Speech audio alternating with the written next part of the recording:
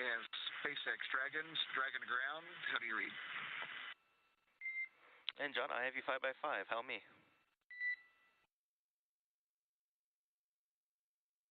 Sounds good, thanks.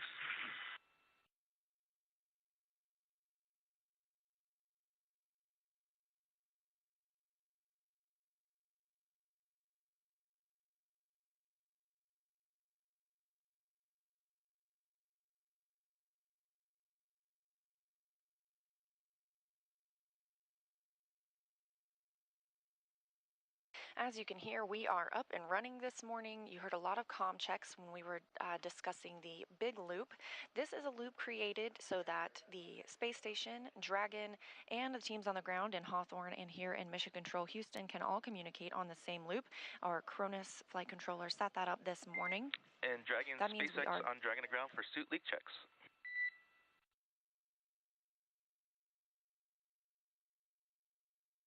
Dragon, go. Hey John, you have a go to perform 4.011 to start your suit leak checks.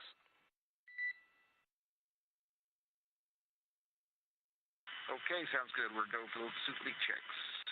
Dragon.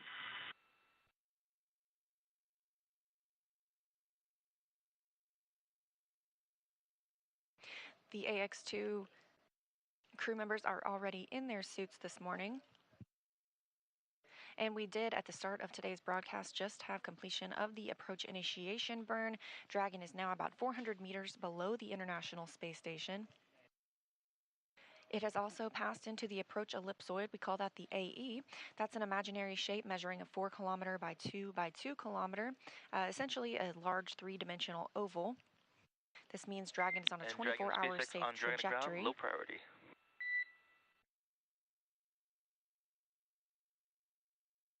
Dragon ready. Hey John, I was just wondering, did that echo resolve itself?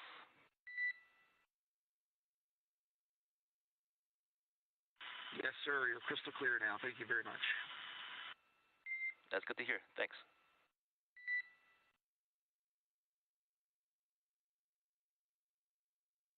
The crew reported hearing an echo just moments ago before we joined the broadcast today when they had multiple loops set up for communication, but now everyone is established and speaking on the big loop, meaning all teams involved can hear the communication.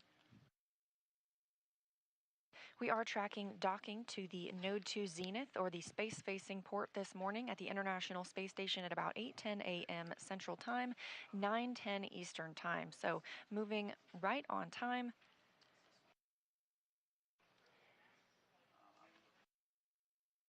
Now 14 hours and 2 minutes since launch yesterday afternoon. SpaceX Dragon to ground. We're ready to pressurize at 2.2.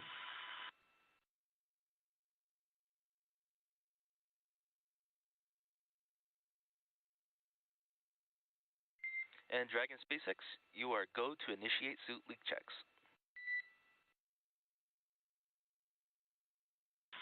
Dragon copies.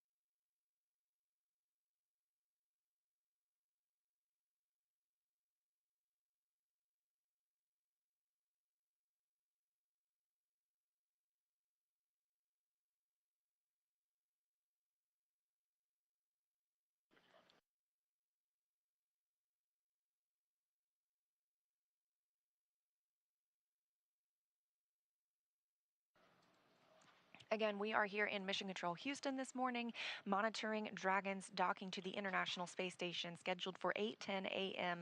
Central Time. But we have teams in Mission Control Hawthorne monitoring Dragon's flight since launch yesterday as well, so I'm going to send it back to Kate and Duke. Awesome. Thanks so much, Leah. We did hear the call out that the crew got the okay to begin the suit leak check. As Leah mentioned before, they donned their suits a little bit ago, and that leak check is basically just inflating the suits a little bit and monitoring the pressure for a couple of minutes just to make sure that now that their suits are back on, all those zippers are in the right place and the visor is latched and locked and ready to approach. It's great. It's great to hear all those healthy comm checks as well. As the Dragon begins its approach to the space station, let's learn a little bit more about the AX-2 crew. The AX-2 mission is commanded by retired NASA astronaut Peggy Whitson.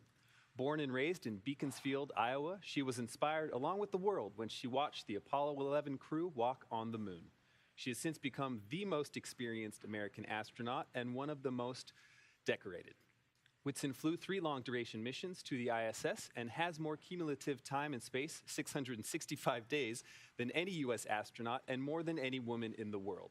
She has conducted 10 spacewalks with over 60 hours out in the vacuum of space and has performed hundreds of research experiments on board the ISS. Not only is she the commander for this mission, but Peggy also serves as the director of human spaceflight for Axiom Space. The pilot for AX-2 is private astronaut John Schaffner. Born in Alaska and raised in Kentucky, Schaffner is a STEAM education advocate, business pioneer, and lifelong space enthusiast. A pilot since the age of 17, John has over 8,500 flight hours holding commercial, instrument, single-engine, and multi-engine ratings in land and sea aircraft, as well as helicopter. He also holds ratings in former military jets and high-performance... Dragon ground. We show 4 good suit leak checks here. And ground concurs.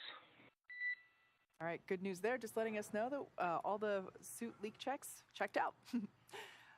As an athlete, John has years of competitive experience in water skiing, cycling, whitewater kayaking, hang gliding, skydiving, and base jumping. John trained as the AX-1 backup pilot, and during this mission, plans to invest a lot of his time in STEAM education activities aimed at empowering educators and inspiring teachers. And representing the Saudi Space Commission and serving as a mission specialist, Ali Al-Qarni was born in March 1992 in Sabd al-Alaya, Saudi Arabia. Ali is fluent in English as well as his native Arabic. And as an Air Force captain, Ali has 12 years of experience flying on multiple aircraft, primarily on the F-15SA in service to the Royal Saudi Air Force. Ali graduated with a Bachelor of Aerospace Science degree in 2013 from King Faisal Air Academy in Riyadh, Saudi Arabia. Also representing the Saudi Space Commission and serving as a mission specialist, Rayana Barnawi was born in September 1988 in Jeddah, Saudi Arabia. Rayana has a master's degree in biomedical sciences from Al Faisal University in Riyadh, Saudi Arabia, and a bachelor's degree in biomedical sciences from Otago University in Dunedin, New Zealand. She is fluent in English and Turkish as well as native Arabic. She has been a research lab technician since 2013 in the Stem Cell and Tissue Reengineering Program at King Faisal Specialist Hospital and Research Center located in Riyadh, Saudi Arabia. And there you have it, the AX-2 crew. This is a fantastic, wonderful group of people who have spent months and thousands of hours preparing for this moment. We are so proud of them, and it's so awesome to finally see them in space. Yeah, we had an opportunity to actually hear from the crew I was like about 3 hours after they made it to, after they got into space. That on-orbit media event was awesome. We got to see and hear from Peggy, John, Ali, and Rayana, and it was just so cool to see them floating around and spinning their water bottles and playing with the zero-G indicator. And yeah, it was just a lot of fun to see them play. It really was great. Now, today's crew, as we said, Peggy Whitson, John Schaffner, Ali Al-Qarni, and Rayana Barnawi have gone through extensive training around the globe to be ready for their 10 days in space. Each crew member has between 700 and 1,000 logged hours of time since mid-2021 dedicated to learning these SpaceX protocols, ISS systems, and to prepare for the science and outreach activities that they'll be conducting while in space. Private astronaut training is rigorous, To prepare the AX-2 crew for their mission, our teams here at SpaceX have spent the last several months teaching the crew about orbital mechanics, how to live in microgravity, and running simulations full of missions from inside our Dragon training capsules. The training program includes nearly 100 different lessons covering all aspects of the flight. And the list of training goes on. There's a lot more that they did, and we'll try to recap some of it.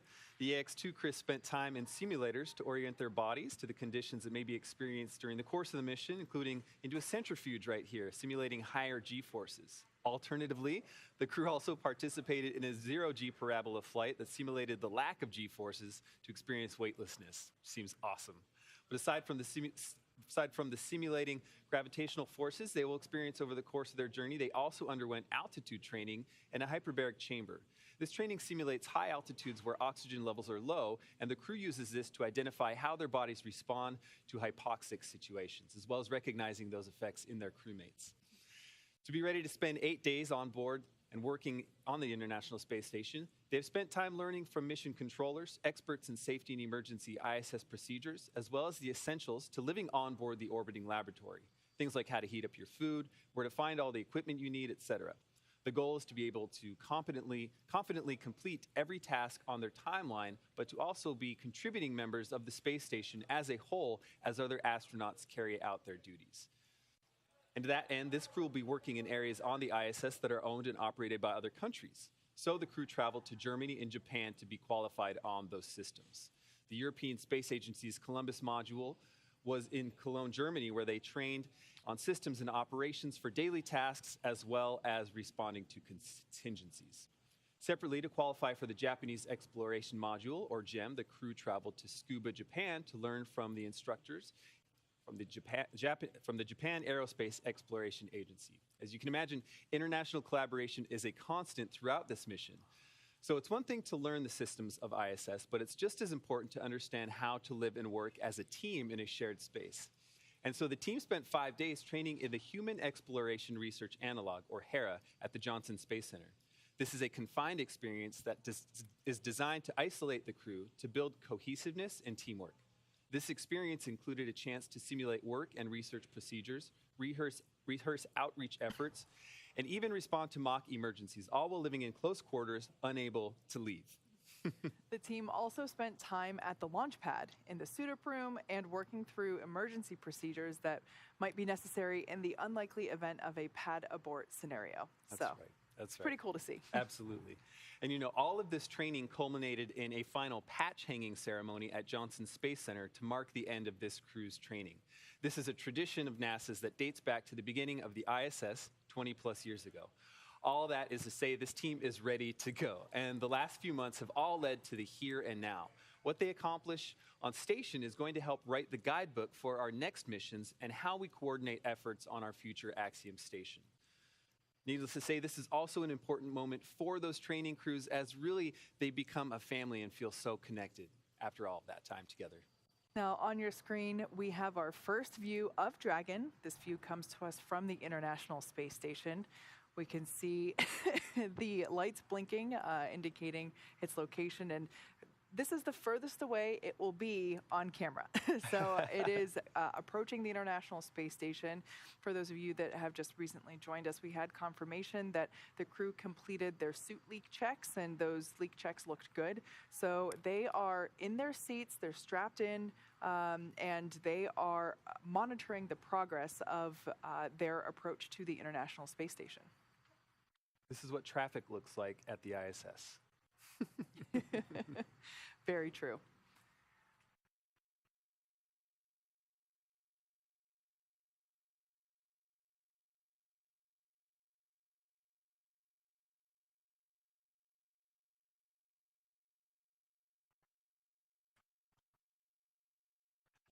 There's no doubt that the incredible efforts of thousands of folks across NASA over the last 2 decades have set the stage for what is possible in low Earth orbit.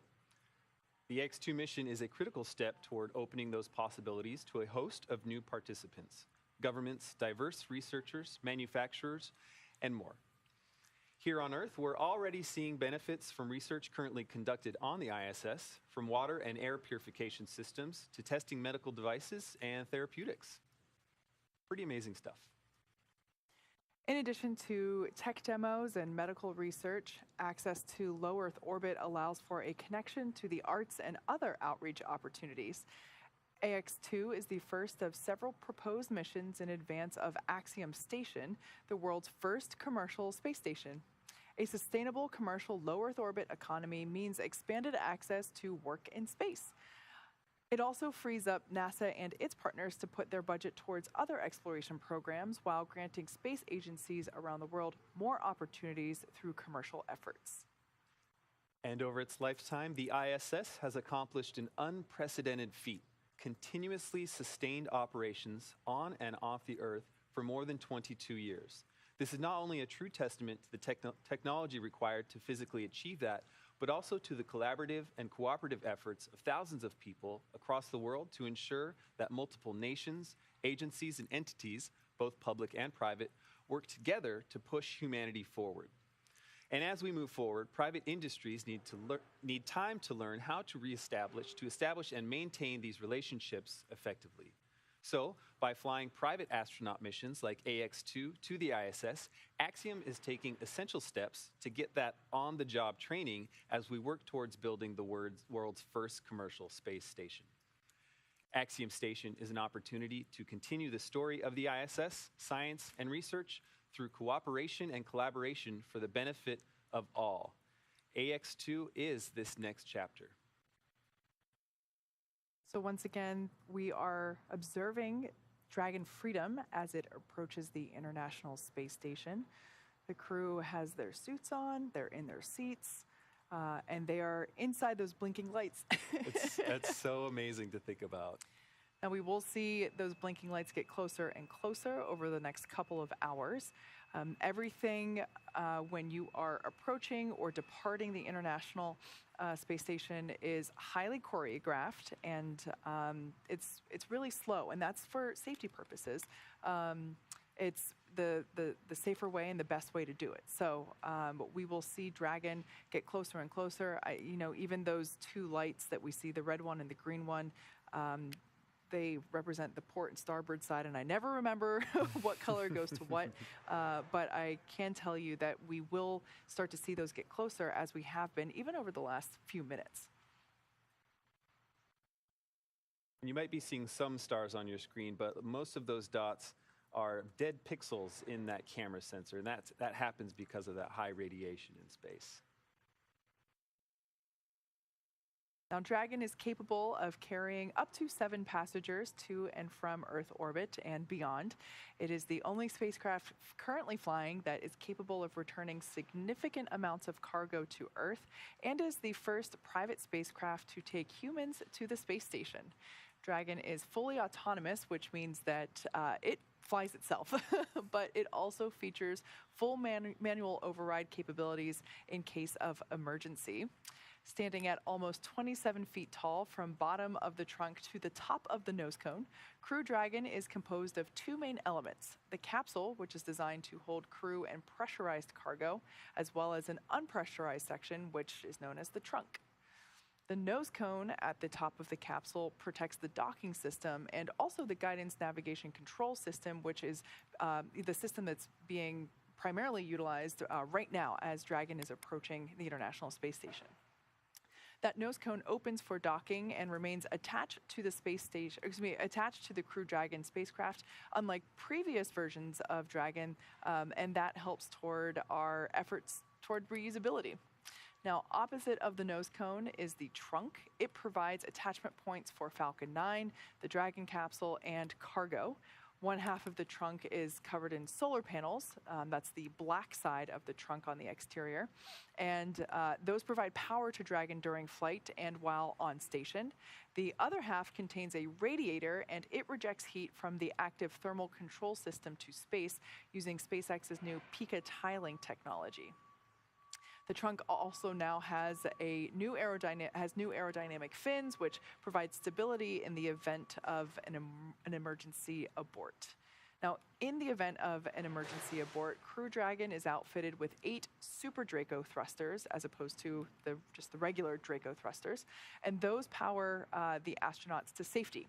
Dragon's Super Draco launch escape system is a key safety feature of Crew Dragon, and it gives the crew the ability to quickly separate from Falcon 9 and safely escape from the time of launch all the way to orbit. It's a feature that no other spacecraft in history has possessed. So it's pretty awesome, and it's a great safety feature. Absolutely. Thank you, Kate. We are actually going to toss back now to Leah at Mission Control at Johnson Space Center. Leah? Thank you both very much. And yes, tally ho, we have sights set on Dragon. Now, as you can see, it is pretty dark outside. That's because the International Space Station is in an orbital nighttime. It's currently flying over the South Pacific Ocean, about 261 miles above Earth. And of course, Dragon is now just slightly below it. Waypoint 0 brought Dragon the approach initiation burn brought Dragon to waypoint 0 at 400 meters below the International Space Station. The systems have checked out and it's now moving up toward waypoint 1. That is when Dragon is approximately 220 meters above the space station. It'll be on the docking axis, meaning it's directly in front of the docking port. So the crew are headed to the zenith port, the space-facing port of Node 2. And the other Dragon that's currently on board, which brought the Crew 6 crew earlier this year, that is docked to the forward port of the Harmony module. As you can see, we go in and out of receiving feeds from the International Space Station. That happens when we go through satellite handover periods. The International Space Station is orbiting Earth and seeing a sunrise and a sunset every 45 minutes. So we constantly hand over to different satellites that receive the feeds from the station and send it back to us on the ground. So you'll see that a little bit this morning. After we reach waypoint 1, we will pause until Dragon gets the go to move into waypoint 2. That's when they're only 20 meters away from the International Space Station, and the spacecraft is focused on aligning its docking system with the International Docking Adapter. Slow and steady wins the race at this point in the mission. Right now we're moving at less than 5 miles per hour. And as we move in from waypoint 2, we'll be moving even slower.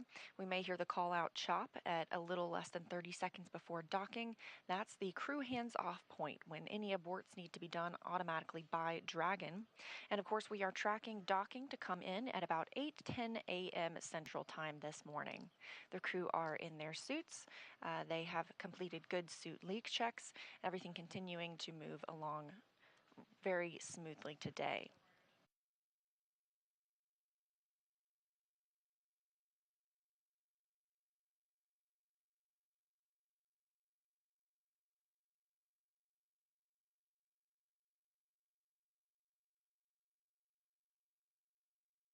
A look back at some of what was completed last night. Shortly after launch, less than an hour after liftoff, at about 5:23 p.m. Central Time, Dragon executed the phase burn. That was the first of the 5 major burns required to raise Dragon's orbit and position it for approach to the space station.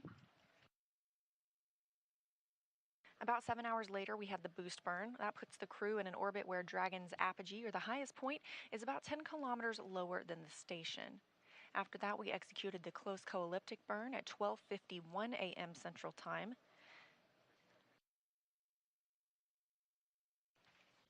The close burn puts Dragon on an orbit roughly co-elliptic with the space station. That means it is roughly 10 kilometers lower than the station the entire way around the Earth, instead of just being 10 kilometers below the station at apogee, or its highest point. We also saw the transfer burn at about 2:47 a.m. Central Time this morning. That's the 4th major maneuver where we raised Dragon's apogee again, or the highest point of its orbit, to just 2.5 kilometers lower than the space station.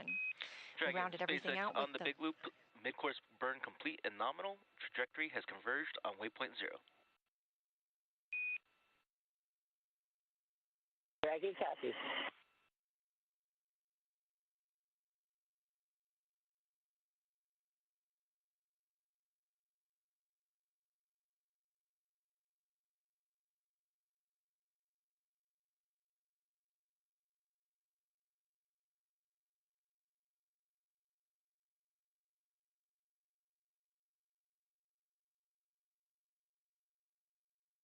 And we just heard confirmation of a good mid-course maneuver. That's about halfway through the journey to waypoint 0 to make sure Dragon is positioned right under the station, again about 400 meters below. So confirmation that they did indeed conduct a mid-course maneuver this morning, and everything continues to look good for Dragon. We are in integrated operations. This happens when Dragon gets closer to the space station, specifically when they enter the approach ellipsoid, that 4 by 2 by 2 kilometer invisible boundary around the International Space Station. This helps us govern all arriving and departing visiting vehicles, whether they carry cargo or crew.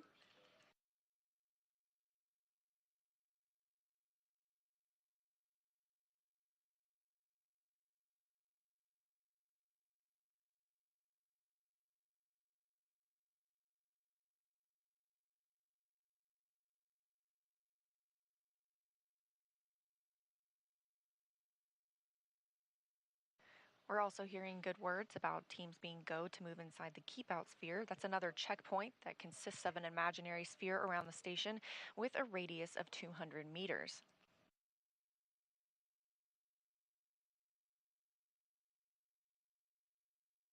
The keep out sphere carries a similar requirement on the orbital trajectory that if Dragon were to somehow lose control of its thrusters, the space station would be safe for 4 orbits or about 6 hours. However, everything looking good on Dragon this morning. Again, we're in an orbital nighttime. This view coming from the International Space Station as we are tracking Dragon and its approach to the orbiting laboratory.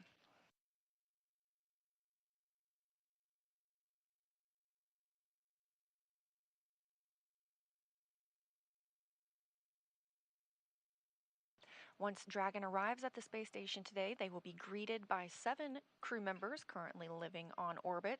That includes NASA's Frank Rubio, Steve Bowen, and Woody Hoberg, Sultan Al-Nayati of the United Arab Emirates, and Roscosmos cosmonauts Sergei Prokopyev, Dmitry Petelin, and Andrei Fedyaev.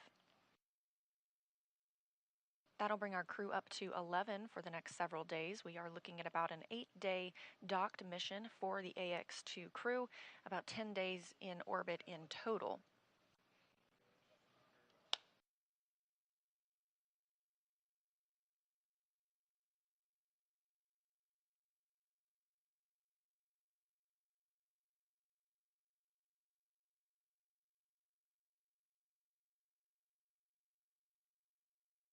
The crew on the International Space Station will be monitoring arrival this morning, specifically Woody Hoberg of NASA and Sultan Al-Nayati of the United Arab Emirates will be in the station's cupola using special software to track Dragon's approach and make sure it stays in the expected zones.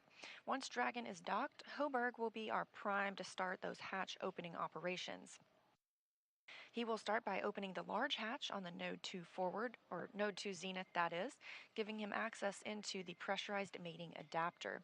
They'll then pressurize the vestibule, and that's the small space between the hatches on the Dragon and space station. Of course, the vestibule is exposed to vacuum prior to docking, Houston, so the crew... on the big loop. Dragon range is approximately 1,000 meters. Monitor long-range approach per steps 1 to 4 in 1.102, Dragon approach and retreat monitoring. ISS crew is now primed for vehicle approach monitoring.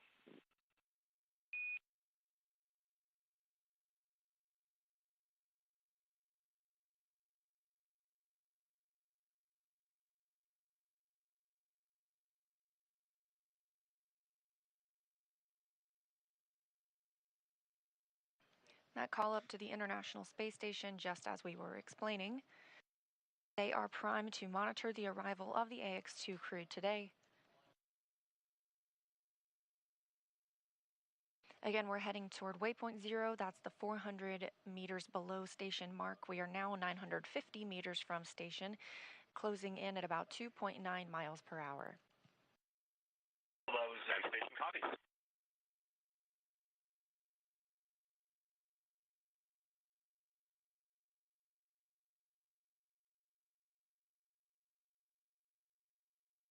So once we dock at approximately 8:10 a.m. Central Time, it takes about 2 hours to pressurize the vestibule, the space between the hatches. Flight controllers here in Houston will monitor and verify the pressure readings to make sure that everything is leak-free before we get ready. On the big loop for approach setup.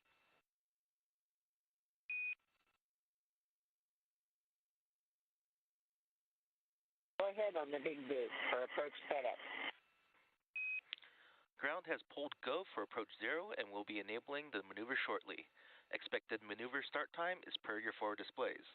Reminder that Dragon will continue through waypoint 1 to waypoint 2 without stopping at waypoint 1.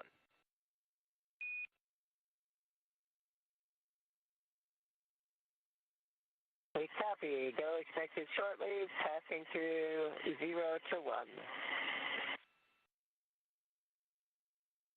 Good to be back.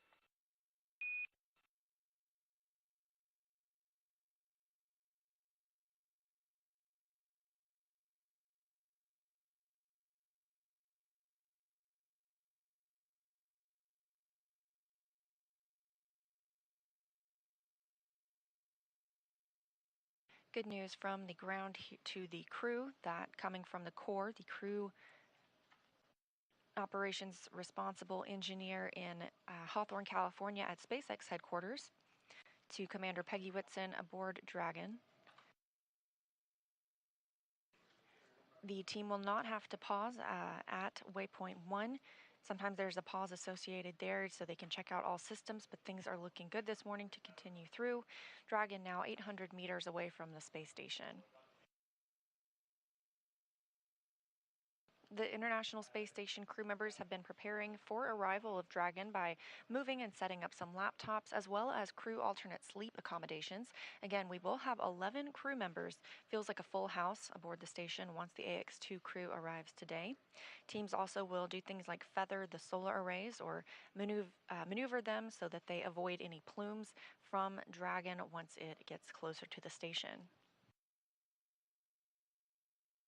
It's also been a busy time on the space station with another variety of activities, including a port relocation.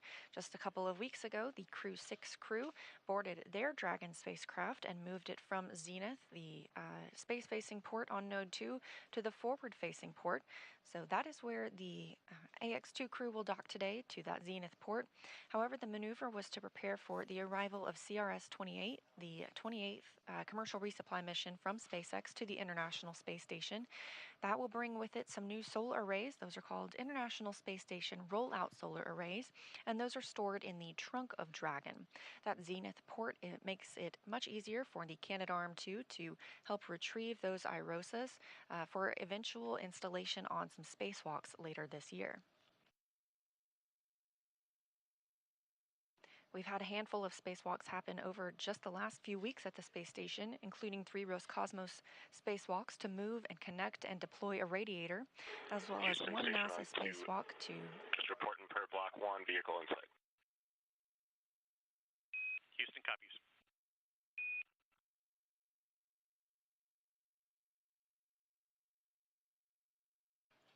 We have recently had a spacewalk to prepare for those upcoming solar array installations.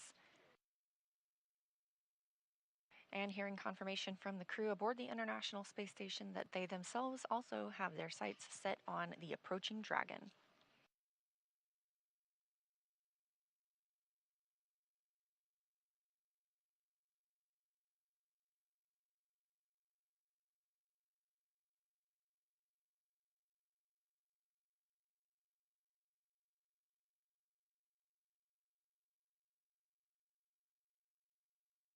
Ahead of arrival of the crew today, the space station crew are moving through their morning, including preparing the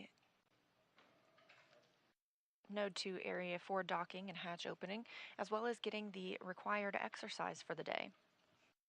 And here we have a new view of Dragon approaching the space station from the International Space Station itself. Again, we are looking at docking exactly an hour from now at 8:10 a.m. Central Time. This view from the International Space Station while Dragon is still 630 meters away.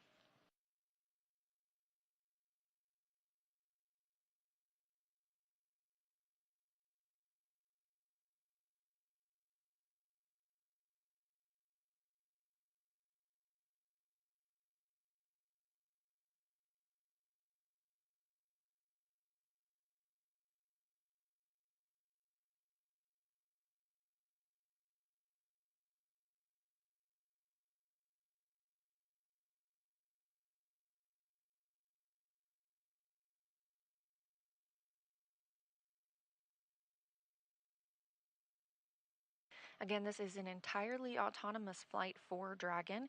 The crew aboard has been trained that they can take over if needed. However, things continue to move smoothly this morning.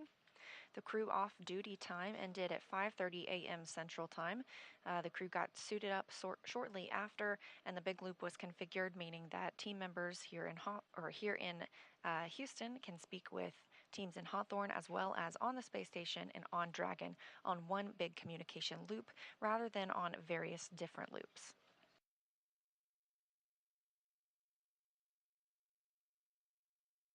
Being that it is an autonomous flight, NASA astronaut Woody Hoberg and Sultan Al Nayati of the United Arab Emirates will be in the cupola just to monitor the arrival of Dragon. They can also send commands to the capsule if needed, but that's not anticipated. Hoberg will then be primed for assisting in pressurization of the vestibule and the hatch opening operations. After docking and the welcome ceremony, all crew members will then move into an ISS safety briefing, making sure that they are briefed on everything they need to know while living aboard the International Space Station for safety purposes. Of course, they go through a lot of that training here on the ground, but it's a great refresher once they arrive on board in the microgravity environment.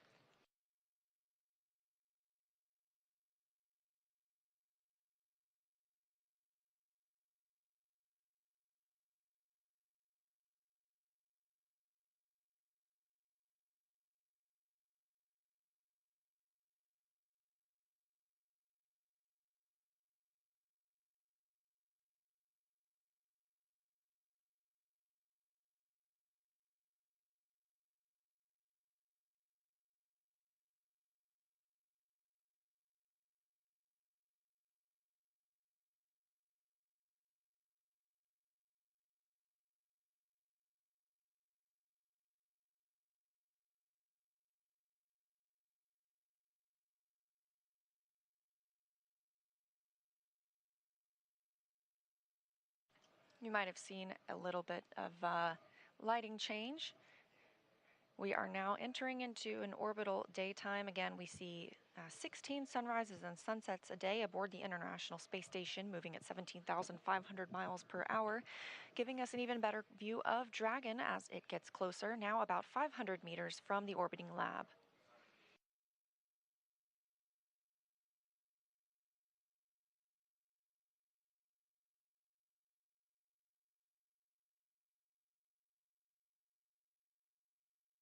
The space station and Dragon are now flying about 270 statute miles just west of Chile.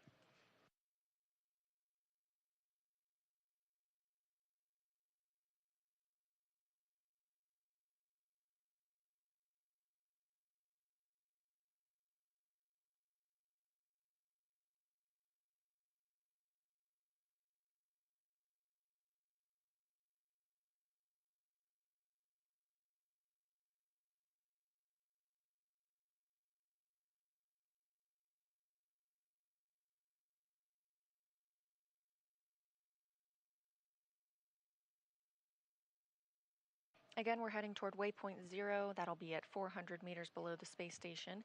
We are now at 480 meters below the space station. The crew will not stop at waypoint 0. They will continue to move through.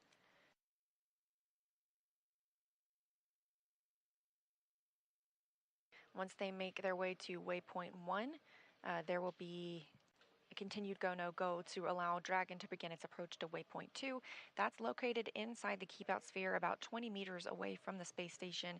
We do not have to hold at waypoint 1. All of the systems have checked out, and so we have that opportunity to continue moving toward waypoint 2. However, we do conduct a hold at waypoint 2 just to make sure Dragon is completely aligned with the international docking adapter on the Node 2 Zenith or space-facing port.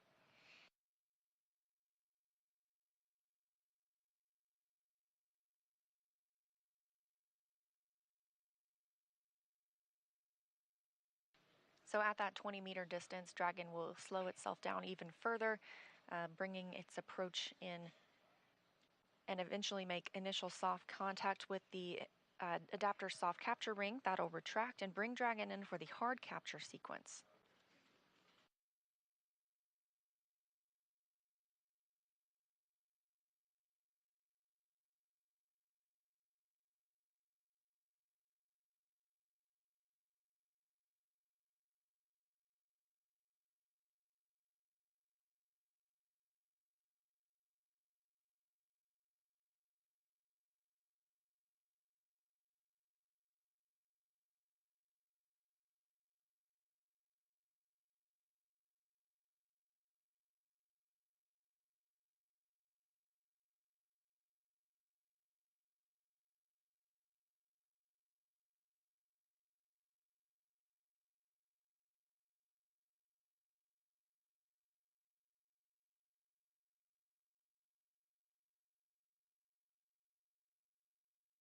Now less than 450 meters away from the International Space Station. Again, we are in integrated operations with teams here in Mission Control Houston monitoring Dragon's approach to the International Space Station, along with teams in Hawthorne, California.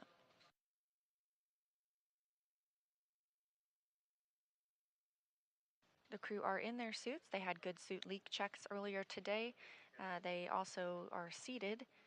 We have them get in their suits and their seats during dynamic phases of flight. Even though it looks like Crew Dragon is moving slowly, we want to make sure that they are in their suits as a precautionary measure during the docking process.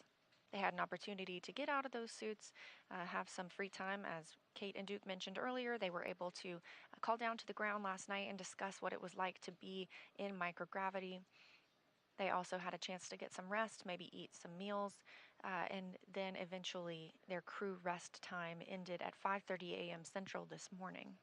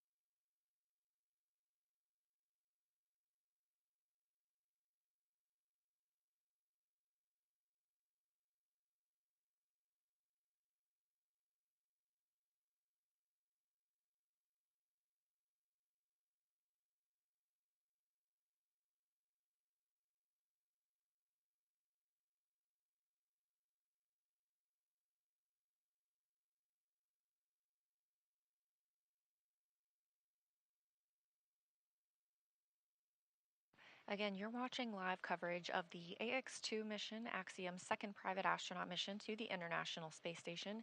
These are not NASA astronauts arriving aboard Dragon today. One of them, however, is a former NASA astronaut, Peggy Whitson. This is her third spacecraft to fly on. She joins a small elite group of astronauts who have flown on 3 separate spacecraft. She has flown on the space shuttle, on the Roscosmos Soyuz, and now on Dragon.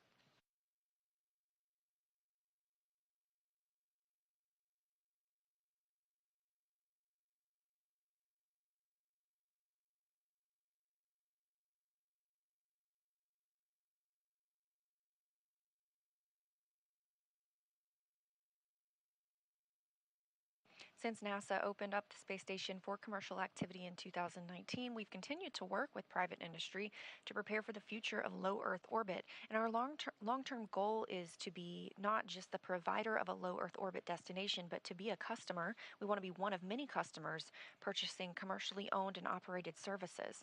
So we need to work together today to ensure this path of tomorrow.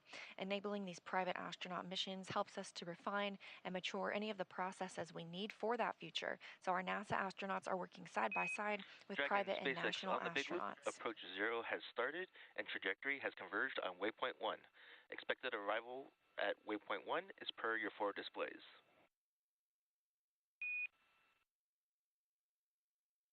Dragon copies.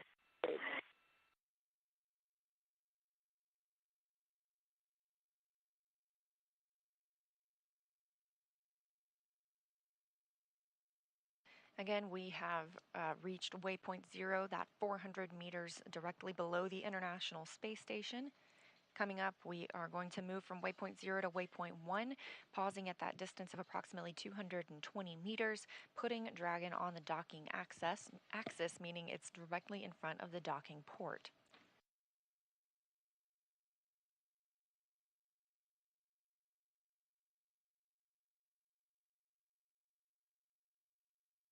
As mentioned previously, all of the visiting spacecraft take the phased approach to the International Space Station. They stop at predetermined gates for the teams to run quick checks on the vehicle performance before approaching the orbiting lab.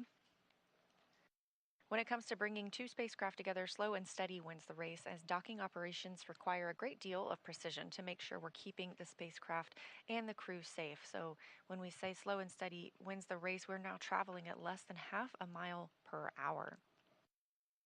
Again, we are in integrated operations during this time, meaning teams from both Hawthorne on the left of your screen and Mission Control Houston on the right are monitoring Dragon and the International Space Station. Additionally, the Axiom Mission Control here in Houston, Texas as well is continuing to monitor the flight. They'll remain on console this week. With you on the big loop. Prior range is 400 and stable attitude as expected. Houston copies.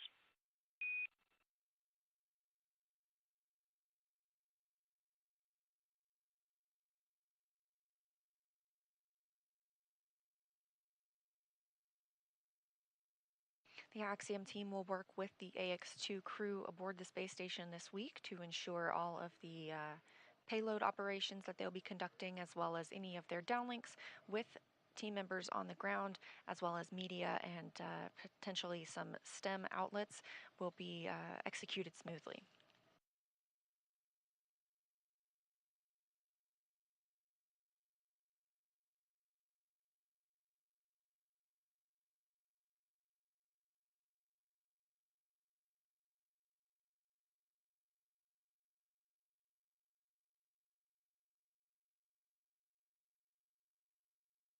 Again, we are in a satellite handover of the tracking data and relay satellite system. These are tracked throughout the flight. We see this with the International Space Station as well as on Dragon. Multiple different customers around the world use these satellite systems.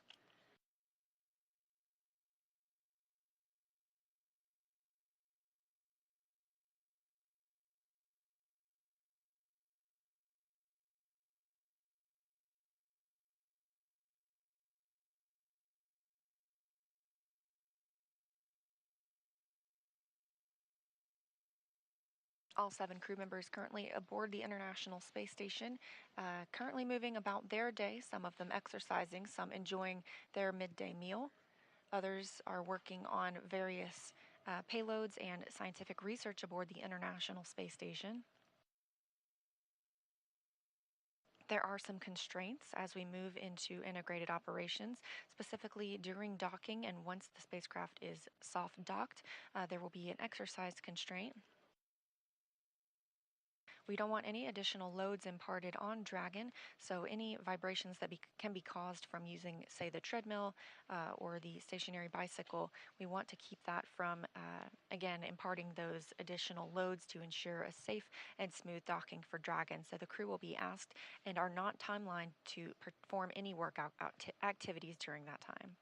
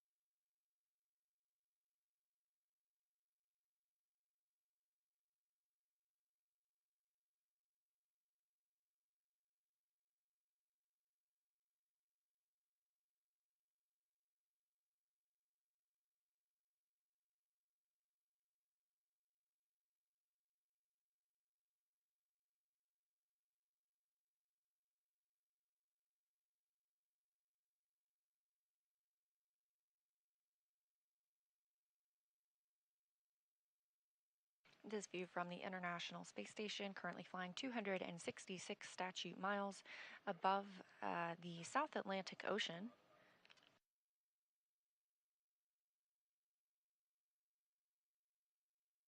Dragon is about 400 meters away from the space station. Again, we reached waypoint 0 and have the go to move to waypoint 1, which will put us 220 meters from the space station above the docking or on the docking axis above the Node 2 zenith port. After we reach waypoint 1, we'll move into the keep out sphere. That's the 200-meter sphere with a radius of 200 meters around the International Space Station. Again, this is an invisible boundary, but helps us monitor all vehicles that arrive and depart the orbiting laboratory.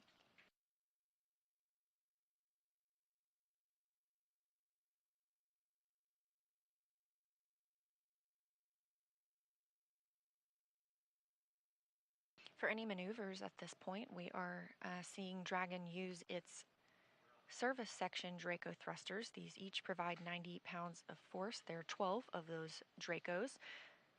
Those are only used in the vacuum of space. It's good for these attitude control maneuvers, and those are grouped into 4 clusters of 3 thrusters each. On board, Dragon also has Super Dracos. These are only used for pad or ascent abort scenarios, so these are currently disabled. They are disabled after the ascent portion of the mission. There are also 4 forward bulkhead Draco thrusters. These are located underneath the nose cone. They're used for larger burns like the deorbit burn. However, we're not looking ahead at that currently. We expect that to come about 8 days from now. We are planning for this crew to spend 8 days aboard the International Space Station.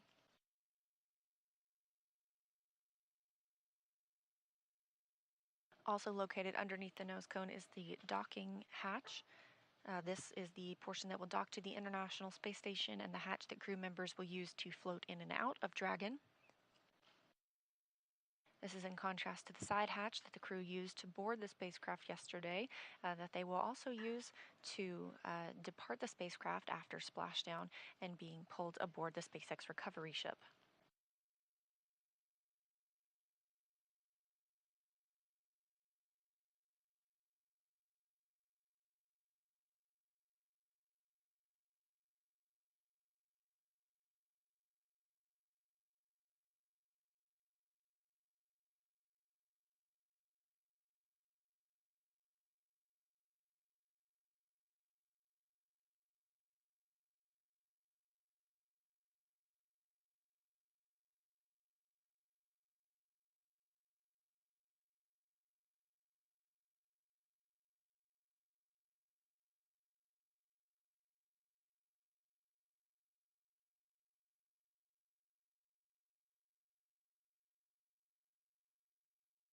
Pretty quiet here in Mission Control Houston, as well as obviously aboard Dragon and the International Space Station, as this is a fully autonomous flight, and everything continues to go well for Dragon and its arrival this morning.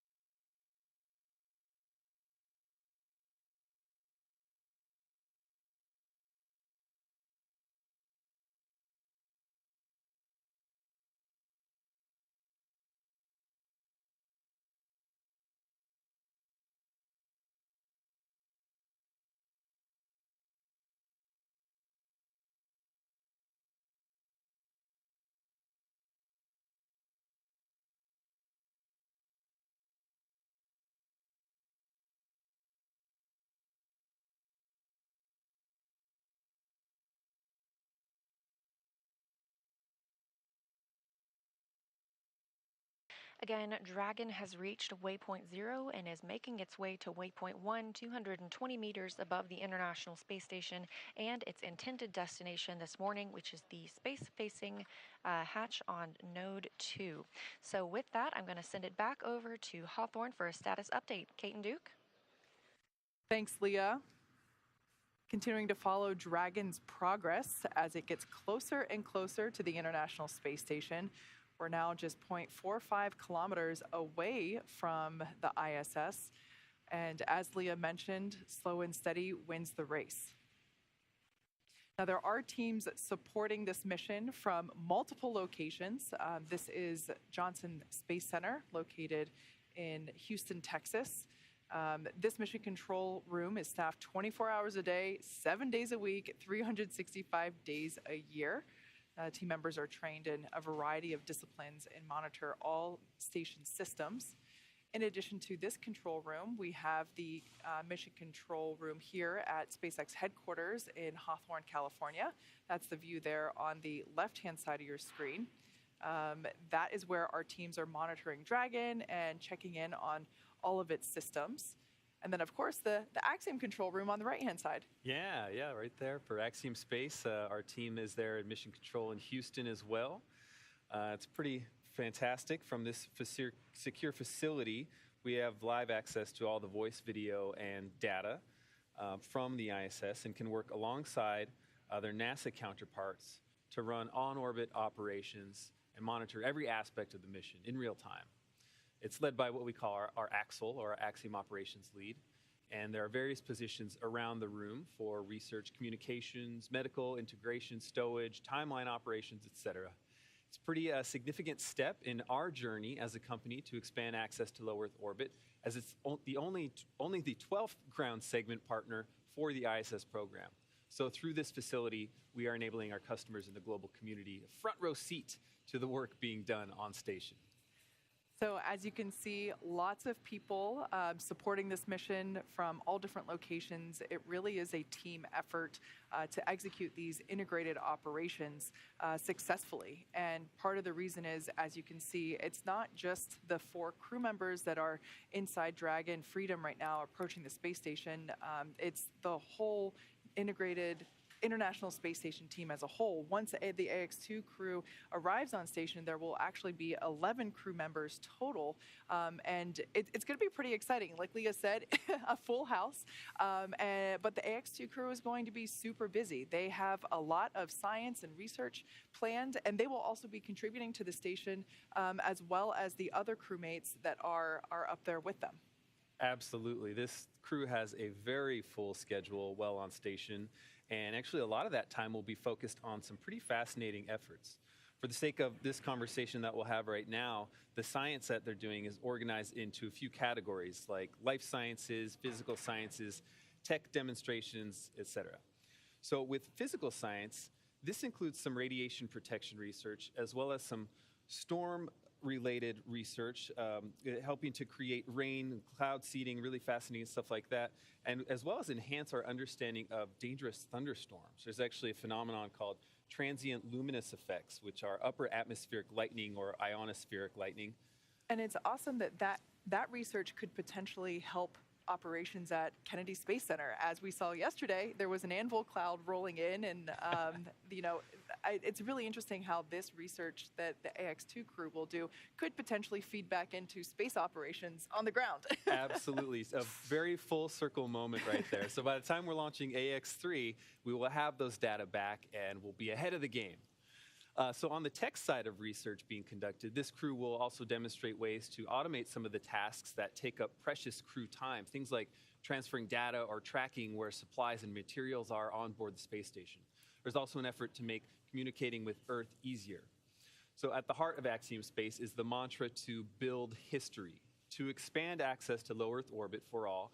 And so we're dedicated to creating partnerships with companies that you wouldn't typically expect to hear about going to space, to grow the volume of those who can conduct meaningful research and research on board and outreach as well about science and everything else included in that. So a lot going on up there, and they're certainly going to have their hands full once they dock, which we should be seeing shortly here. Yeah, we're very much looking forward to it. Look at this. This is our first view inside the Dragon capsule. I love this view. So on the left-hand side would be our commander, Peggy Whitson, and on the right-hand side of that view was pilot John Schaffner. Now, this view is also very cool because this is looking at the International Space Station from the Dragon. What a great shot. Yeah, it's just incredible that we can get these live views and see what Dragon is seeing as it is approaching the ISS. I love living in the future. Like we've mentioned before, we are heading to the Node 2 Zenith port this morning.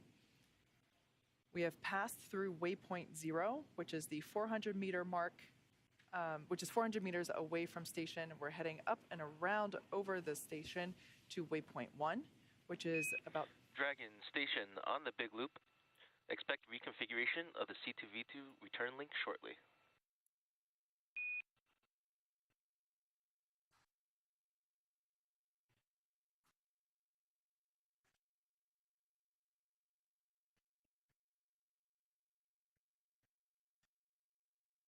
Dragon copies. Station copies.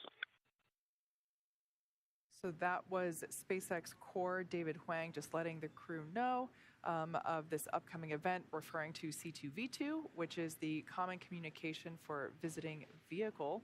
And that's basically just the link for the visiting vehicle, in this case, Dragon Freedom. But yeah, this view is over the shoulders of our commander and pilot. And I love that you can see what they're seeing. In the center, we can see that they are following along with the upcoming events. The views on the far left and far right panel will illustrate which thrusters are firing when. So I don't really see any, we can see a little bit of light flashing. So if you look at the far left panel and the upper right-hand corner, we saw some illumination there indicating that the Draco thrusters were firing. And one thing that I love about our views as we get closer to the International Space Station, the views that we will get from the ISS looking at Dragon, we should actually be able to see those Draco thrusters firing as Dragon is autonomously steering itself toward that zenith port.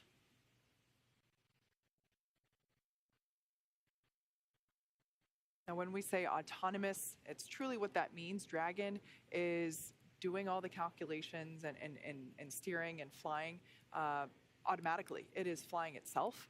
That being said, our pilot, John Schaffner, has the capability to take over manual control at any time if necessary. But it is incredible to be able to see what they're seeing. Oh, in that view on the left-hand side there, we can actually see those thrusters, as I mentioned. It almost looks as if Dragon is like spitting out a little bit, and it's just really cool to be able to see that propulsion system in action as Dragon is flying itself to that zenith port. And I love it with those two views that we just had because it's Dragon looking at station as well as station looking at Dragon, which always kind of reminds me of the Spider-Man meme of them pointing at each other. It's a very meta moment. Mm-hmm. In that image on the right, you see our commander, Peggy Whitson, on the left, pilot John Schaffner on the right, and out of frame, our mission specialists, Rihanna Barnawi and Ali Al-Karni. Likely also monitoring all these events. Everyone on board this Dragon is probably very, very anxiously awaiting this moment of docking.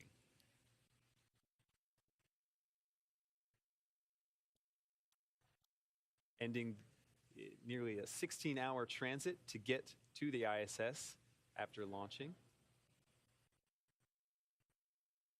Now we are roughly 20 minutes away from hitting that approach 1, that waypoint 1, which, like I mentioned before, is 220 meters away from the International Space Station.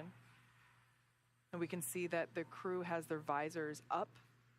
We don't require them to put their visors down until they're closer to the space station for that docking procedure.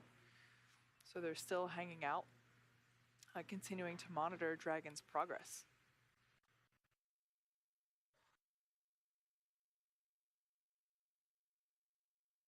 As we said before, once the 4 Axiom 2 crew members get on station, they're going to be there for 8 days, and they're going to be very busy. When you're on station, your schedule is packed with science and research, sleeping. Your sleep periods are scheduled to ensure that everybody's getting appropriate rest, your meal times, and then, of course, you have to build in some exercise time as well. But yeah, the crew will be very busy once they get on station. So these final moments before they actually arrive might actually be very calm and restful because, like we said before, the crew right now, they are monitoring, they are keeping an eye on Dragon systems, and of course keeping in contact with the integrated operations teams from all three mission control centers that we mentioned before. Once again, this is a live view of the International Space Station from Dragon. It almost looks fake. It's so clear and beautiful.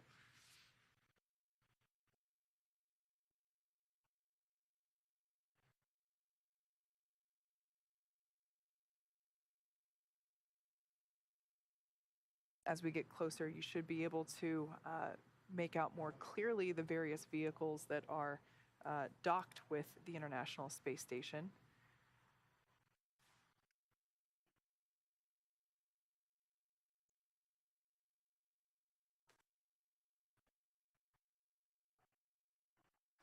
Once we get closer, I definitely want to keep an eye on to those various ports. As we mentioned, we did a port relocation maneuver for the Crew 6 capsule.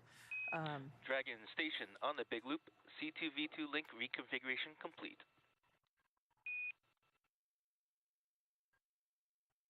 Dragon copy. C2V2 config complete. As I mentioned, we did a port relocation maneuver for the Crew 6 capsule, which is Dragon in Denver. It was relocated to the Node 2 forward port, and we should be able to see that as we get closer. And I just love it when there is a Dragon capsule getting a view of another Dragon capsule that is on station. We had that view during the Crew 6 docking, if I remember correctly. So this is a live view coming to us from the International Space Station of Dragon Freedom as it approaches.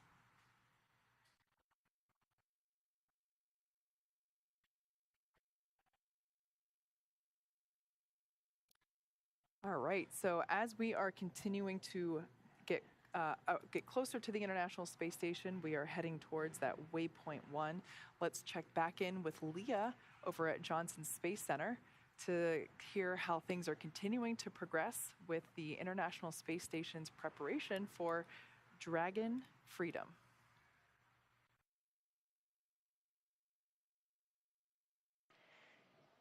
Hi, Kate. Hi, Duke. Thanks for carrying us through a little bit of that. And yes, that's no moon. That is Dragon approaching the International Space Station. As you heard, we've reached waypoint 0, that 400 meters away from the space station. We're just a little bit below that now. But as you can see, we've made quite a bit of movement.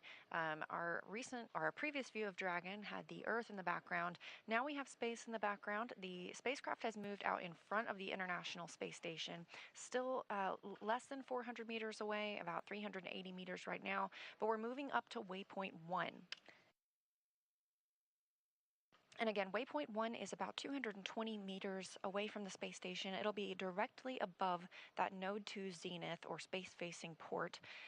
We have the opportunity to pause here, check out any systems if needed, and we expect arrival at waypoint 1 in about 10 minutes.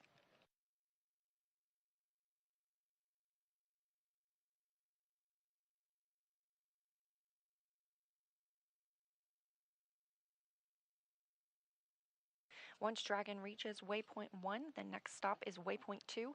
That is only 20 meters away from the International Space Station, so that's when we hope to get that crystal clear view of Dragon Freedom and its 4 crew members inside.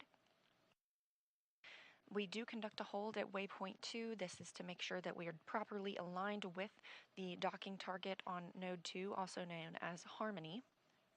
After reaching waypoint 2, Dragon will slowly but surely move in and dock with that port, conducting a soft capture first before the hooks begin to drive and complete a hard capture.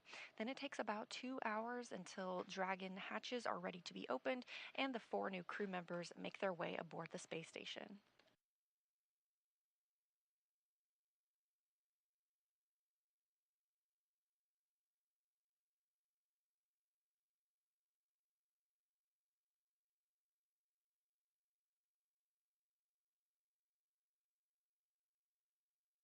now 350 meters away from the station. Again, this is Dragon Freedom.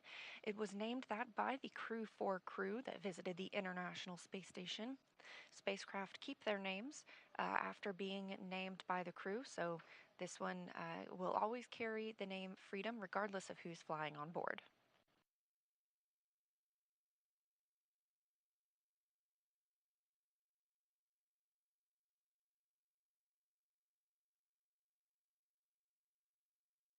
On the International Space Station side, things continue to move smoothly. Again, we have NASA astronaut Woody Hoberg in the cupola along with UAE astronaut Sultan Al-Nayati.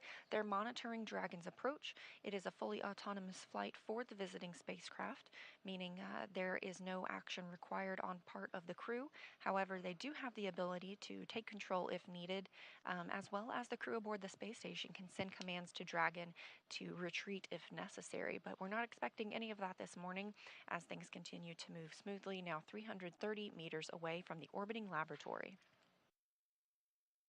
On the space station side, the solar arrays have been configured. Again, teams here in Mission Control Houston will command the solar arrays into a position, we call it being feathered. This keeps any loads from being imparted on the solar arrays themselves from any plumes that come from Dragon as it makes those fine-tuned maneuvers. We are in a satellite handover again with the tracking data and relay satellite systems, but a great shot here of mission control at SpaceX in Hawthorne, California. Again, we are in integrated operations now that we are inside the approach ellipsoid, that 4 kilometer by 2 by 2 kilometer invisible oval that helps us monitor all of the arriving and departing spacecraft at the International Space Station. And on the right-hand side of your screen, you've got Mission Control Houston. These teams work around the clock, 24/7, to monitor all of the station's systems. Leading the teams this morning is Flight Director Marcos Flores. And communicating with the astronauts aboard the International Space Station is Capcom, or Capsule Communicator, Justin Cartledge. On the left now, you can see the Axiom Space Flight Control Room. They are monitoring the flight as well. They'll remain on console this week to help the crew members execute all of the research and the payload work that they have planned. Additionally, they'll be conducting several downlink events with various media and other STEM organizations here on Earth.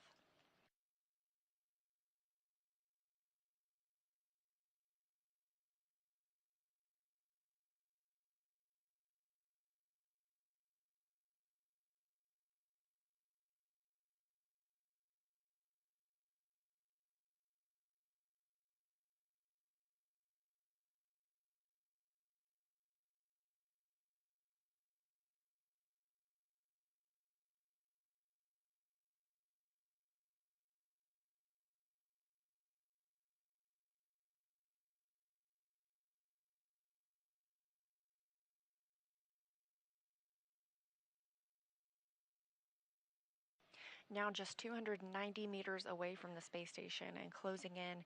Again, slow and steady. We are less than 1 mile per hour as we see Crew Dragon move toward the International Space Station Zenith port. Once we reach that, it'll be waypoint 1. We hope to see that in about 5 minutes, and we're tracking docking again this morning at 8:10 a.m. Central Time, so just about 20 minutes from now.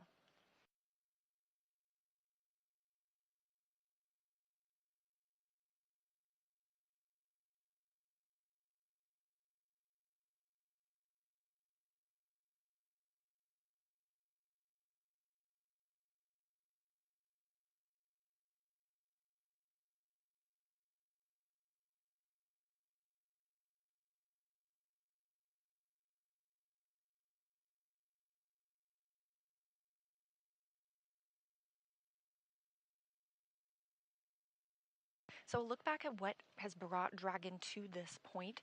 Less than an hour after liftoff last night at about 5:23 p.m. Central Time, Dragon executed the phase burn. This was the first of those 5 major burns. This raised Dragon's orbit using the Draco thrusters, and about 7 hours later we had the boost burn. This put our crew in an orbit where Dragon's apogee, or the highest point of its orbit around the Earth, is 10 kilometers lower than the space station. After that, we execute the close co-elliptic burn, and this puts Dragon on an orbit roughly co-elliptic with the station. So it means it maintains that orbit about 10 kilometers lower than the station all the way around instead of just at apogee. The transfer burn occurred at about 2:47 a.m. this morning, Central Time. This is where we raised Dragon's apogee again. That's the highest point of its orbit to just 2.5 kilometers lower than the station. We want to make that co-elliptic one more time, so we round that out with the final co-elliptic burn. That was at 3:34 a.m. Central this morning, maintaining the constant orbit about 2.5 kilometers below the station. We also saw the approach initiation burn just at the start of today's broadcast. This really begins the final stages of Dragon's rendezvous with the station, and we started integrated operations between the Dragon control team in Hawthorne and the space station flight controllers here in Mission Control Houston. This approach initiation brought us up to waypoint 0. Waypoint 0 is 400 meters below the station. This is the first checkpoint during the approach. We have now entered the approach ellipsoid, that first boundary of monitoring the arrival and departure of visiting vehicles. Of course, we didn't even have to hold at that 400 meters. All of the systems checked out, and Dragon has continued its approach to waypoint 1. This happens when we are about 220 meters away from the space station. We're currently 240 meters away, so we're getting very close, and that 220 meters at waypoint 1 puts us on the docking axis, meaning it's directly above the docking port. So we're heading toward the zenith port of the International Space Station's Node 2 module, also known as Harmony. Currently docked to the forward port, we have Dragon Endeavour, which brought the Crew 6 crew. So once Dragon is only 20 meters away... on the Big Loop, approach 1 and soft capture ring extension will begin shortly. Dragon will continue approach to waypoint 2. Reminder that manual impulsive retreat recovery is not permitted.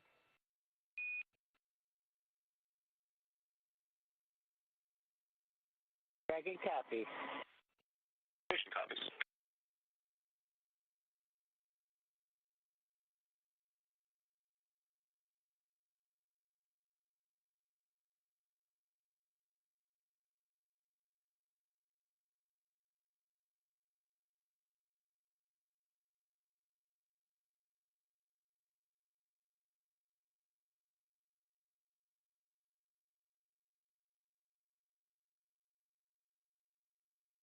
And confirmation that the spacecraft has arrived at waypoint 1. Again, we have the opportunity to hold here. It's 220 meters away from the International Space Station, specifically in line with the docking axis on the zenith port of Node 2. And you can see some of those thruster plumes coming from Dragon as it fine-tunes its approach using those service section Draco thrusters.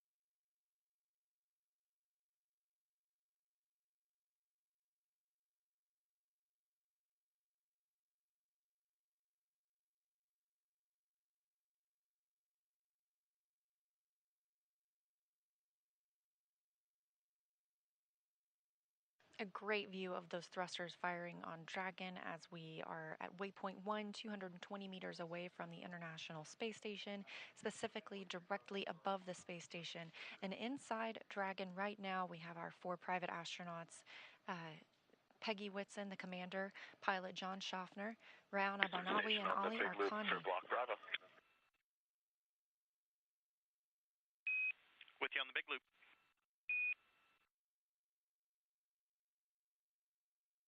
Pry range 208 meters and decreasing attitude as expected.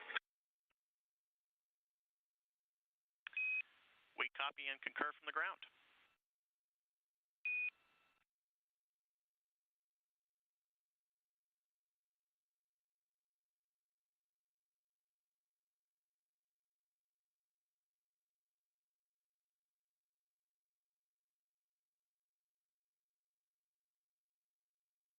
Beautiful view for a moment there.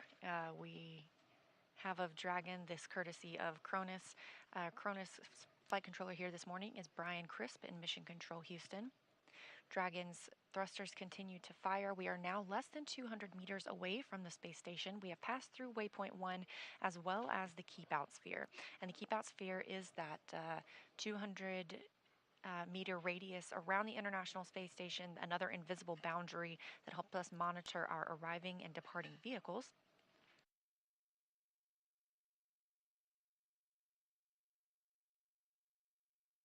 The next pause for Dragon will be at waypoint 2. This is a hold point. That's 20 meters away from the International Space Station when we move in toward final docking.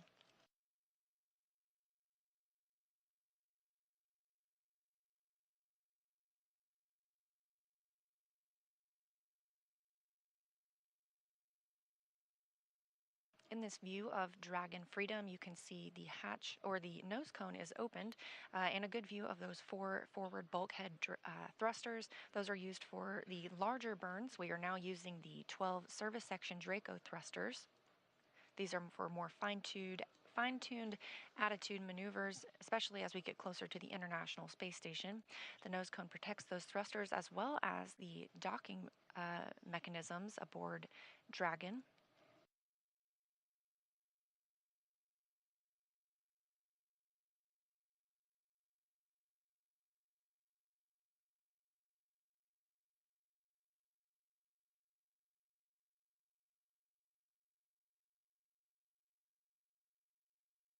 We're expecting arrival at waypoint 2 in about 8 minutes. And again, looking for docking this morning at approximately 8:10 a.m. Central Time. Dragon Freedom is now 164 meters away from the International Space Station. So while we are moving less than 1 mile per hour, we are continuing to close in on the destination for the AX2 crew.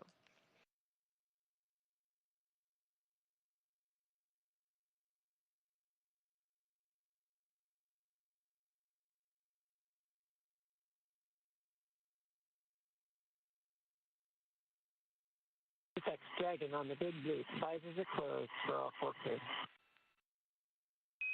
Copy, Dragon. Visors are closed.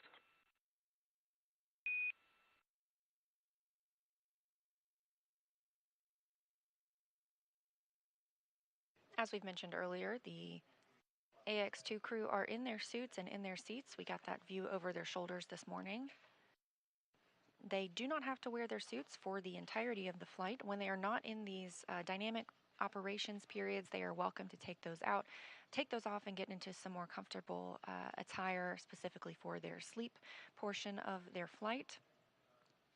However, now they are in their suits. They've conducted suit leak checks through the umbilicals that connect to the spacecraft itself. These also provide communications and cooling for the astronauts.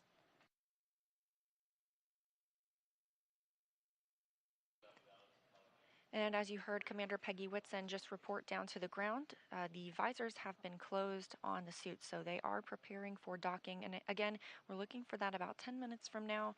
We do have some time and some hold time that we can conduct at waypoint 2 if needed. We can wait until lighting conditions are preferred for Dragon to move in for its final docking.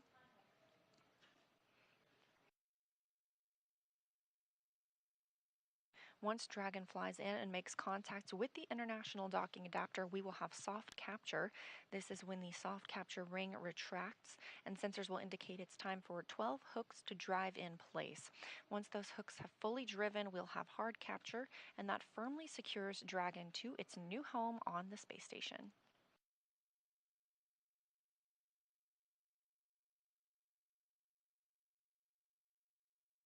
Now just 130 meters from the International Space Station, everything continuing to move smoothly for Dragon. Station on the Big Loop, our review of steps 5 and 6 is complete and ISS is ready for docking.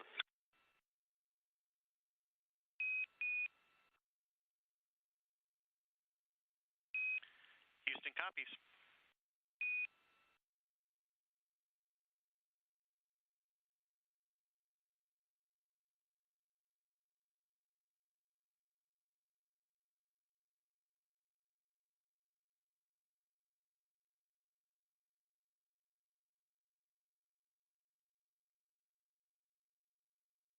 We are in another satellite handover and expect to regain video of the crew aboard Dragon as well as from the International Space Station shortly.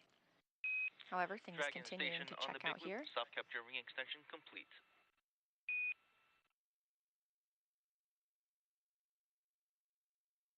Dragon copy. Station copies. Station Houston on the big loop. At waypoint 2, Dragon will briefly pause to align for docking, then automatically resume approach.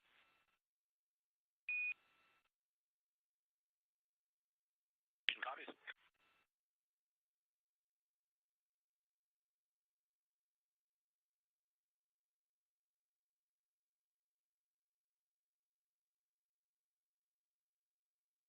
We are less than 100 meters from the International Space Station. Currently, Flight Director Marcos Flores here in Mission Control Houston is polling all of the team members in this room, conducting their go, no-go poll for docking.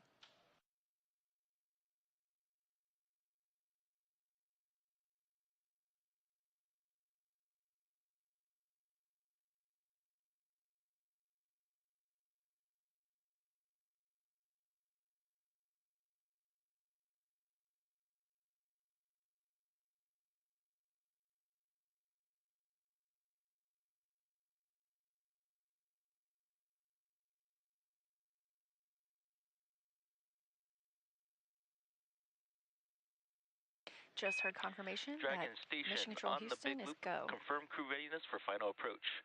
Ground has pulled go for approach 2 and will be commanding approach allowed shortly. As a reminder that once Dragon is inside the crew hands-off point, retreat and breakout are not permitted. And the Dragon crew is ready to go for docking, and we copy on the crew hands-off point. Station crew copies, and we are ready for final approach.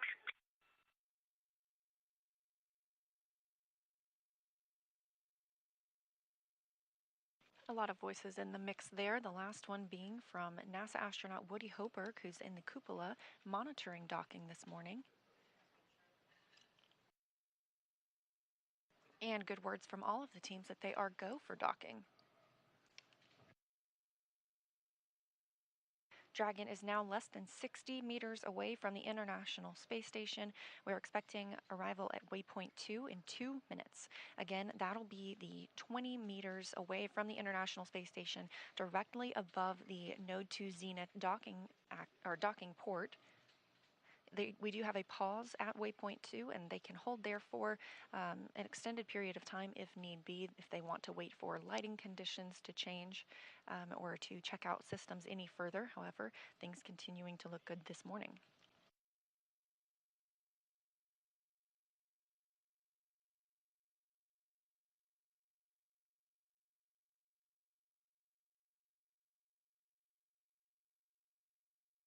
Currently, the International Space Station and Dragon are flying 262 statute miles over Russia in an orbital nighttime.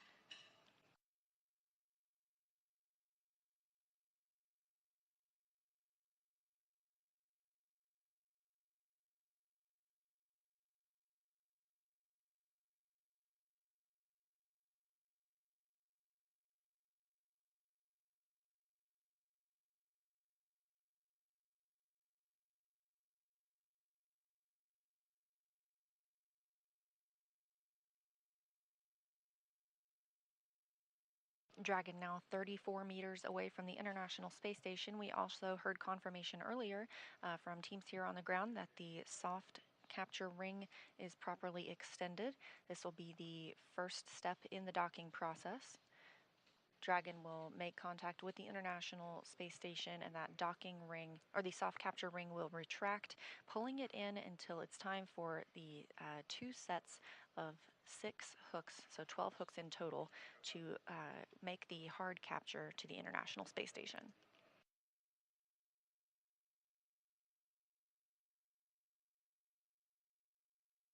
Standing by for arrival at waypoint 2.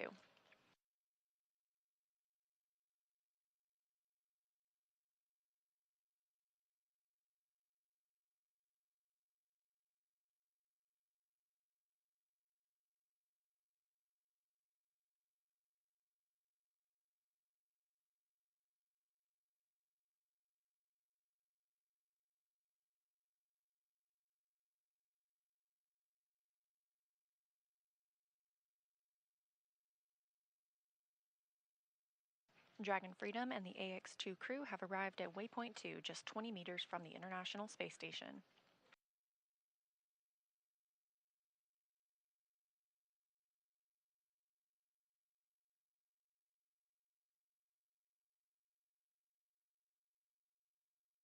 Teams here are all on the ground are all go for docking, as well as aboard the International Space Station and Dragon itself.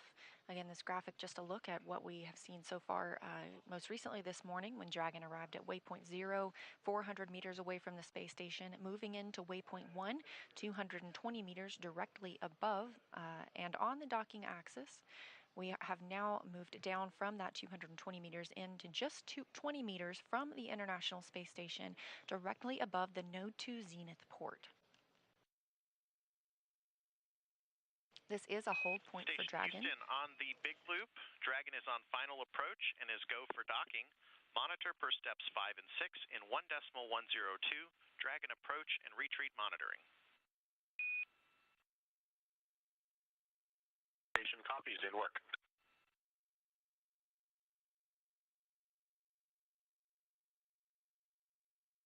Again, we do not have video feed from the International Space Station or Dragon at this time, but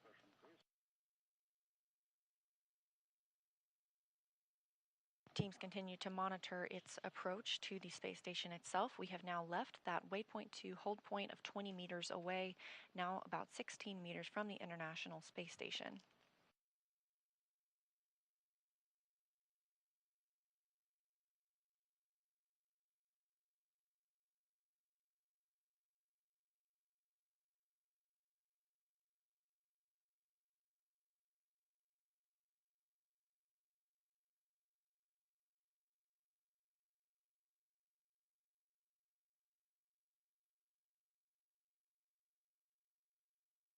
Dragon Freedom and the AX2 crew now moving at 0.2 miles per hour. All 4 crew members suited and in their seats, preparing for docking.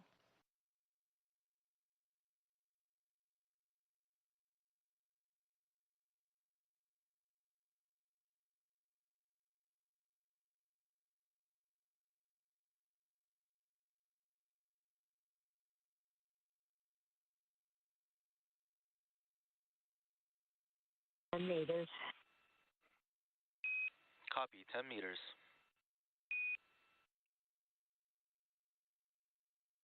As you can hear, the Dragon crew are able to view the status of their docking on the crew display screens, reporting that they are now 10 meters and actually less than 10 meters away from the Node 2 Zenith or space-facing port on the International Space Station.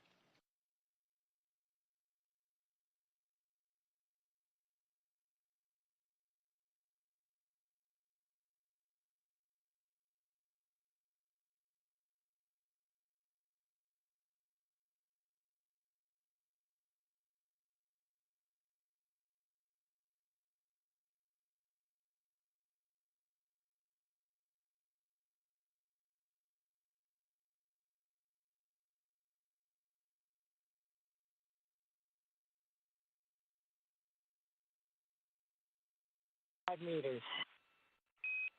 Copy, 5 meters. Still moving 0.2 miles per hour, Dragon Freedom is now 5 meters away from the International Space Station. Again, we do not have video feed of the spacecraft at this time, but team members are able to track its status, and everything continues to go as planned.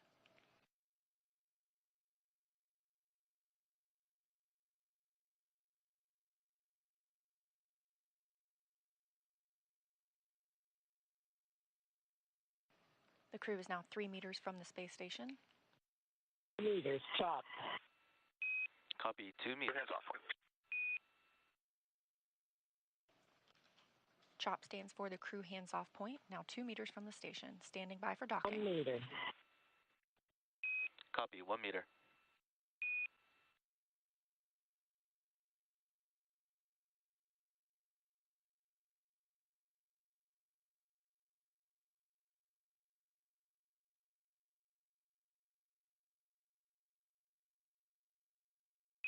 Soft capture confirmed.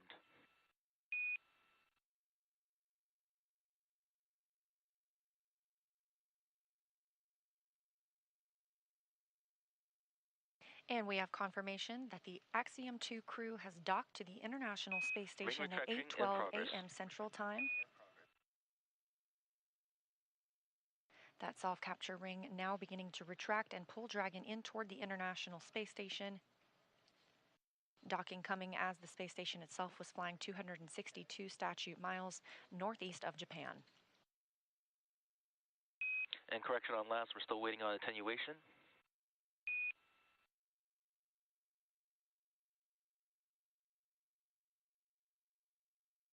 Continuing to get good reports here from teams on the ground. Again, aboard the International Space Station, NASA's Woody Hoberg and UAE's Sultan Al Nayati continued to monitor the crew as well.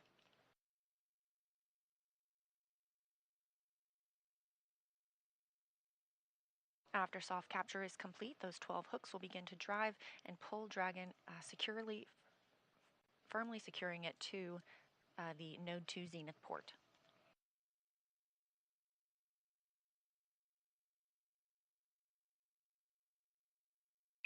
And Dragon, now we have ring retraction in progress.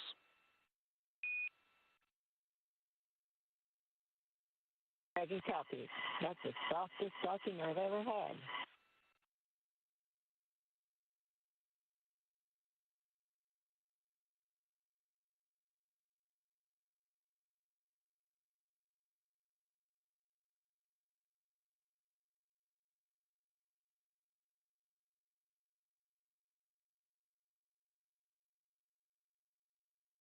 Good words from commander of the AX-2 mission, former NASA astronaut Peggy Whitson, now flying her third spacecraft after having flown the Space Shuttle, a Roscosmos-Soyuz, and now a SpaceX Dragon.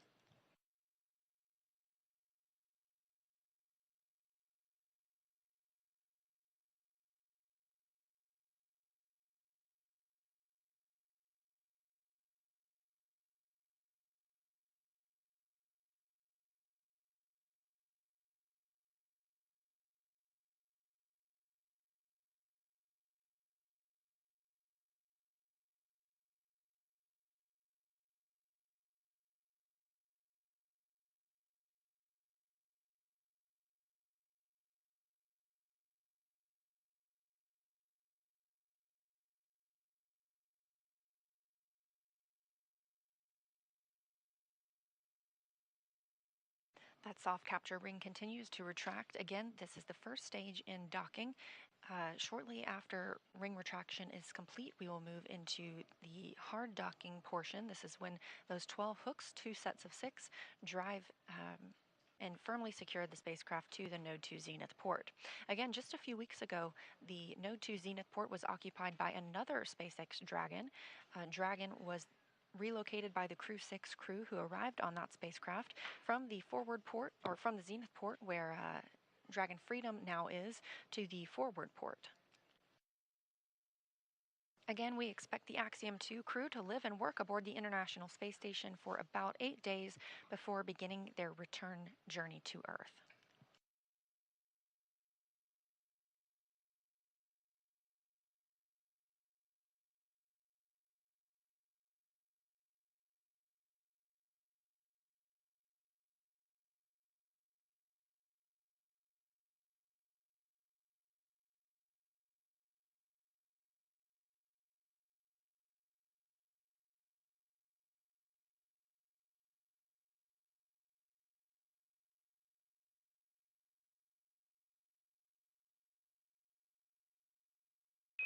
Ring retraction complete. Docking sequence is holding for MCS reconfiguration.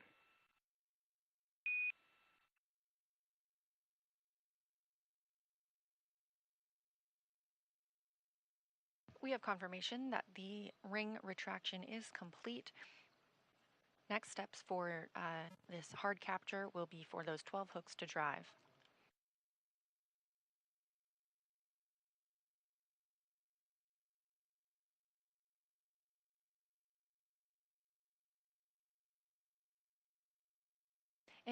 In addition to the ring retraction and these hooks driving, an umbilical will also be connected from Dragon to the International Space Station.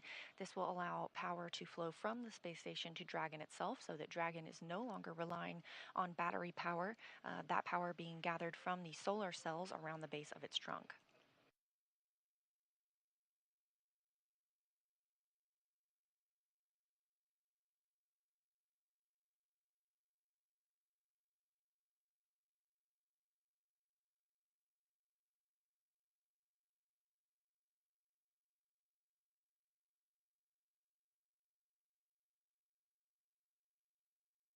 Again, we are in a handover of our satellites for KU, which is what brings down our video. We do have audio communication with the crew through our S-band.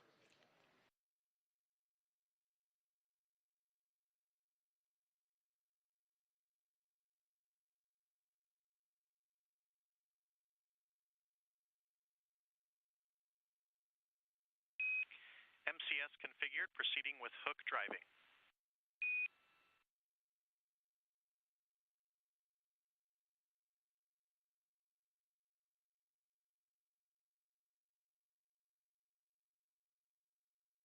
Teams reporting that we are properly configured for hard capture.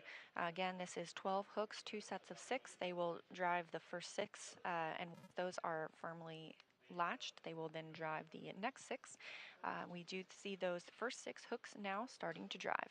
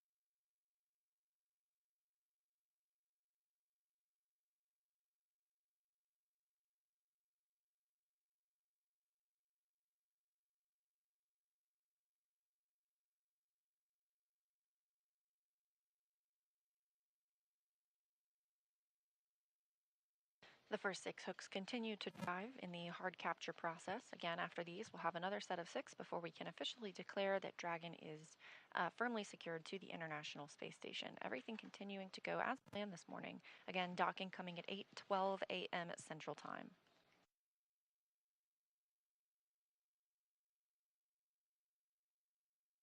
We have confirmation that the first set of 6 hooks have now closed and the second set are driving.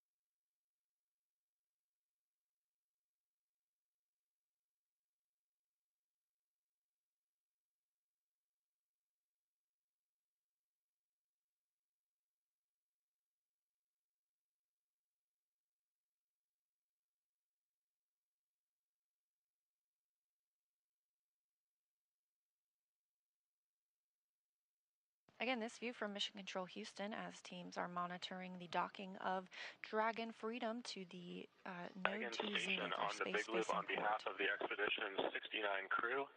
Peggy, welcome back. John, welcome to the International Space Station. And Ali and Rihanna, ahlan wa sahlan. Thank you so much for the AX2 crew. We're really looking forward to working with you guys this week. Likewise, we'll see you guys very soon.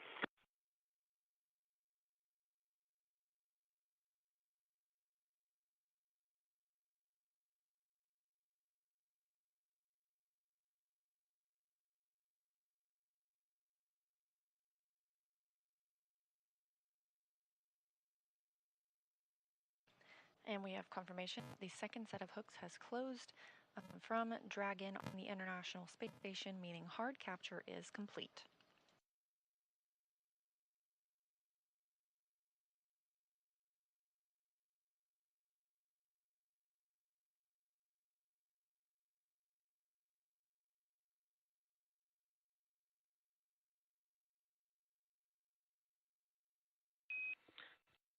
Dragon Station, hard capture complete.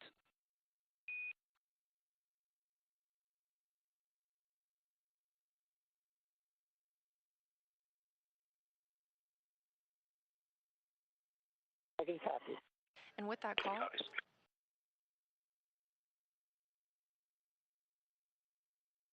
hard capture is complete. Dragon is firmly attached to the International Space Station. It's home for at least the next 8 days.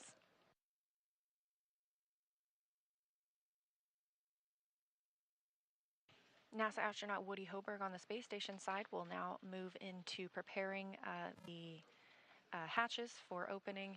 Again, that takes about a 2-hour process. The vestibule needs to be pressurized, the area in between the space station and Dragon. Coming up, the AX2 crew will have the chance to doff or take off their spacesuits, maybe get into their flight suits before they float aboard, and we begin our welcome ceremony.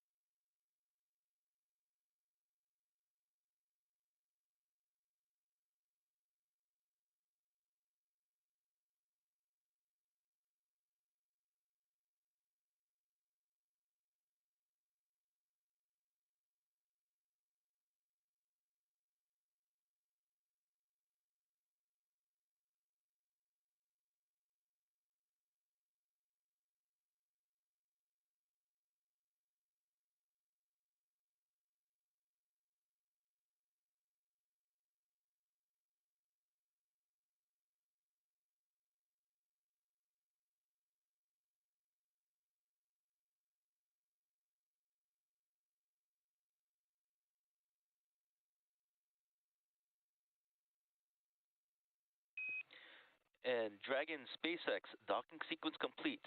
Crew Dragon Freedom, Peggy, John, Ali, Ray, congrats on this historic achievement. Welcome to the International Space Station. Thanks. We really appreciated flying with SpaceX. It was a lovely ride, and as I mentioned, it was the softest docking I've ever felt. Very well done. Thanks to everyone for getting us this far. Thanks, Peggy. We do aim for excellence, and on behalf of SpaceX, it's been a pleasure working with you. And just a little bit of trivia for you, this was the fastest launch to dock time for a Crew Dragon, beating our previous record from Crew 4 by just 9 minutes. Ground will be enabling hardline power and comm connections shortly, and you are good to doff suits per procedure 4.012. Ground will be taking cameras external. Copy 4012 in work.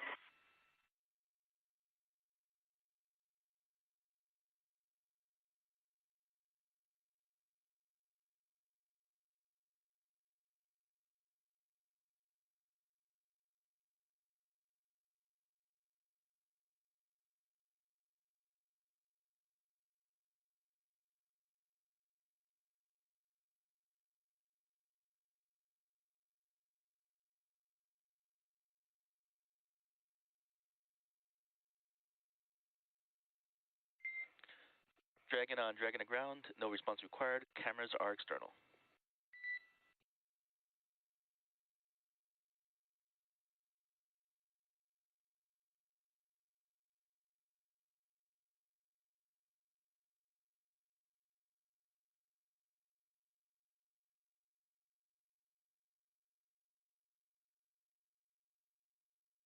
Now that all the hooks have driven and the soft capture ring has been stowed, docking is officially complete.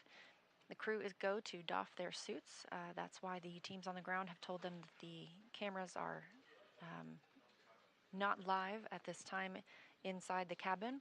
Again, we still do not have video from the International Space Station at this time. It looks like we'll regain shortly.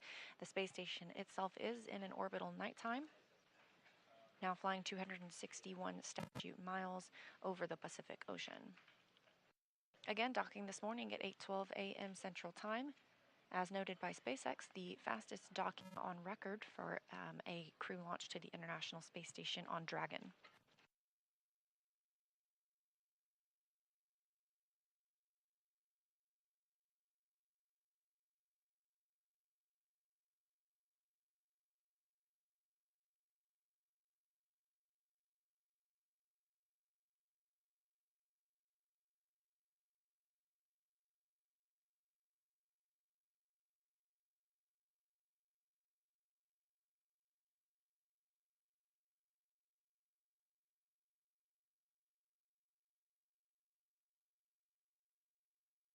We also have confirmation that the umbilicals have attached from Dragon to the International Space Station. Again, these allow power to flow from the space station to Dragon, as well as data and other telemetry.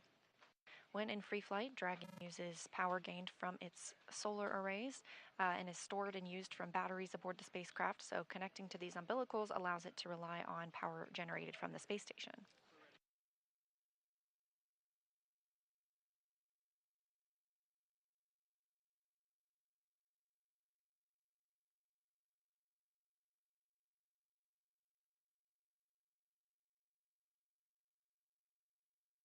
We'll stay live now that we have docked until our welcome ceremony, standing by for the start time for that ceremony.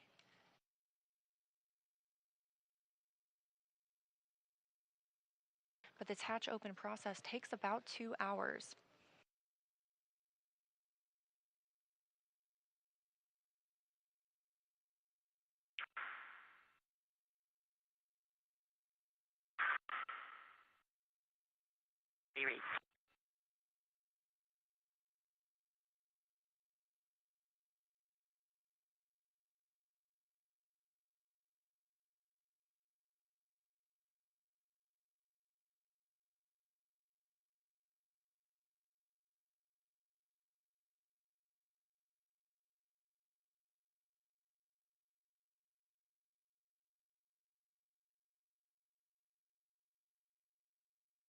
A look ahead at the steps that will be happening over the next couple of hours. Again, Woody Hoberg, NASA astronaut on the space station, is prime for these operations and bringing the AX-2 crew on board. Now that we're docked, he is securing some hardware, and then we'll move into hatch operations. First, he will open the large hatch at Node 2 Zenith. That'll give him access inside the pressurized mating adapter. He will then help pressurize the vestibule. That's, again, the small space between the hatches on Dragon and the space station.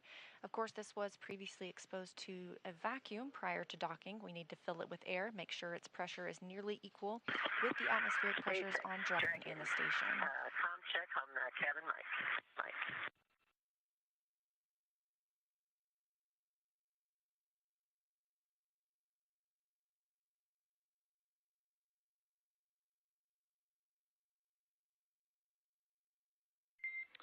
And Dragon SpaceX, I had you 5x5 on the cabin mic, but I am seeing that you have both ground and ISS set to PTT. Please set it to only the big loop.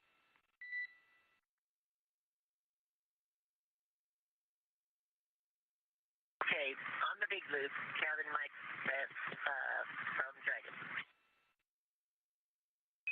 And I have you 5x5. How me? 5x5, thanks.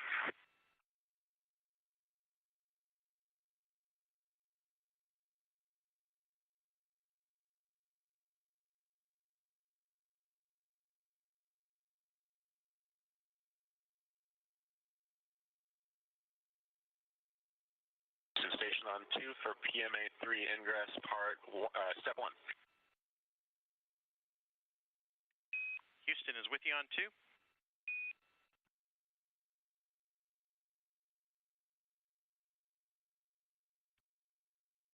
All right, just looking for your go in step 1.1. Standby 1, and we are checking on that now. Station copies.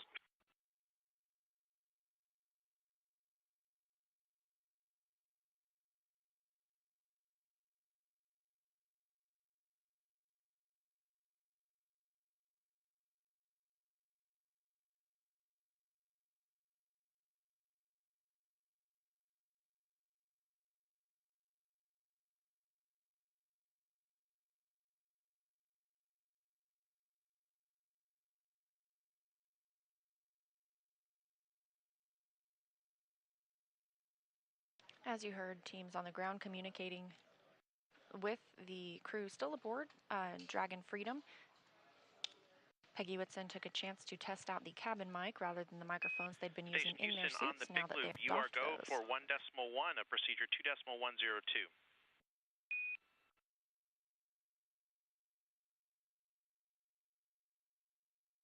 Copy, go in step 1.1 of 2.102.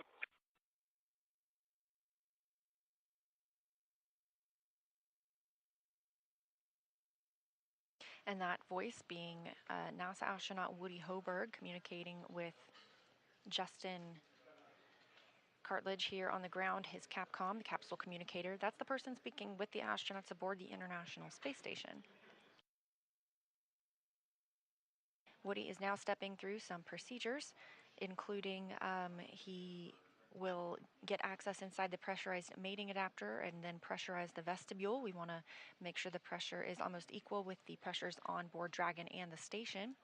He'll use a small valve on the station's hatch to slowly introduce air into the vestibule. Flight controllers here in Houston will monitor the pressure and temperature readings inside and verify that everything is leak-free before we get ready to open the hatches. Again, it's about a 2-hour process to get everything pressurized and checked out before we open the hatches. And following that hatch open, we'll have a welcoming ceremony with all 4 AX-2 astronauts, as well as our 7 crew members living aboard the station. So if it's not too early for you to do some math, yes, that is 11 people that'll be living aboard the International Space Station for at least the next week.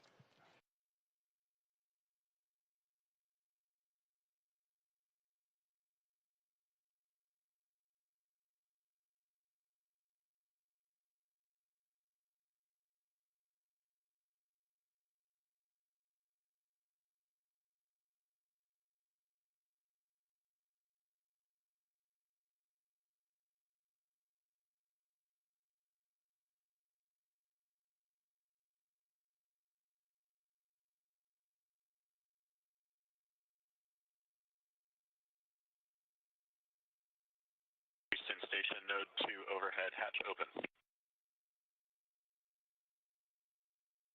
Houston copies.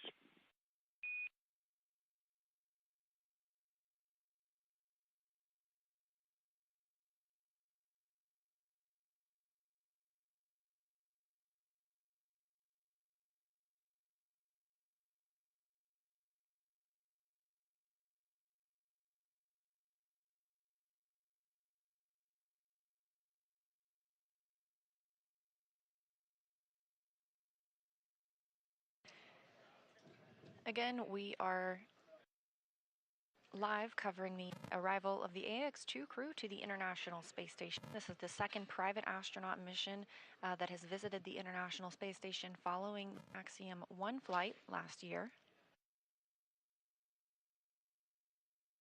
Our crew members aboard Dragon Freedom today include former NASA astronaut Peggy Whitson.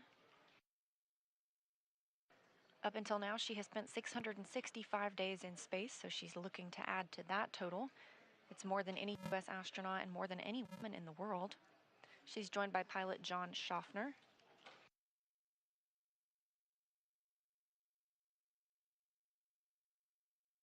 And the 2 mission specialists representing the Saudi Space Commission are Ali Al-Karni and Rayana Barnawi. Houston Station on 2, we're ready for step 2.2 on your go. Checking.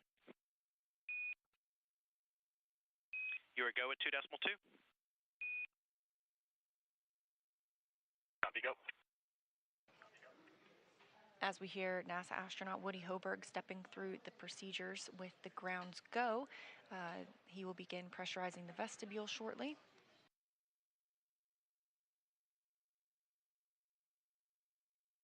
In the meantime, NASA astronaut Frank Rubio continues to conduct some hardware servicing on the space Dragon station. SpaceX on the big loop, if desired, reference procedure 4.400 for monitoring vestibule pressurization.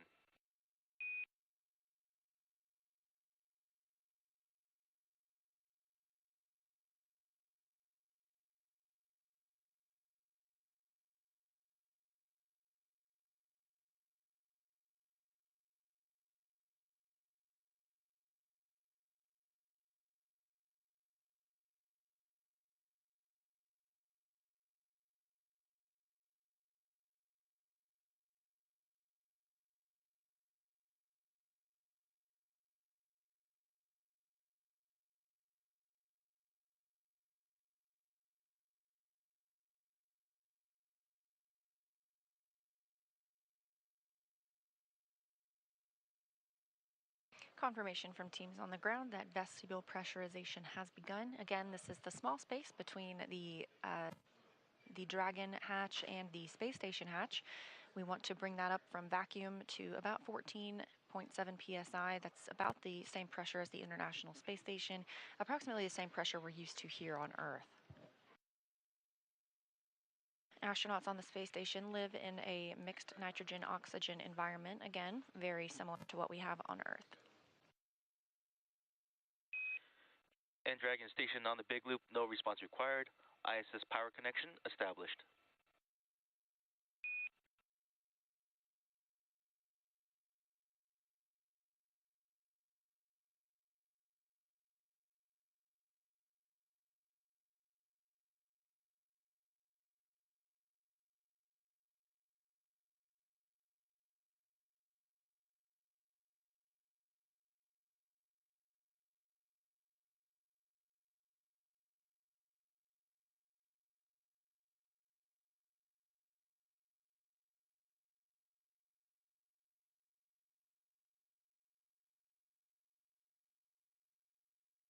Station on 2, step 2.4, A-pass pressure equalized at 13:39 GMT.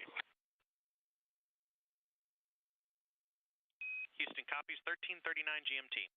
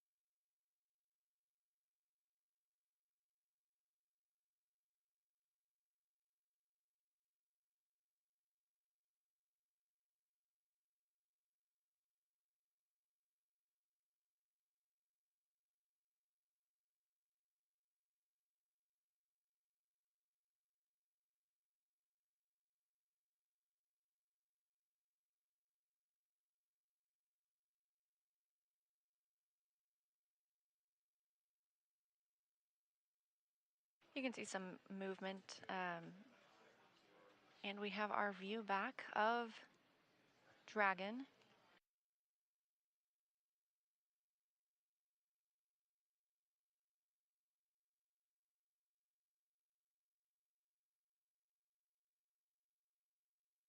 As we see a sunrise in the background, this view of Dragon Freedom with the AX-2 crew aboard docked to the Node 2 Zenith port on the International Space Station.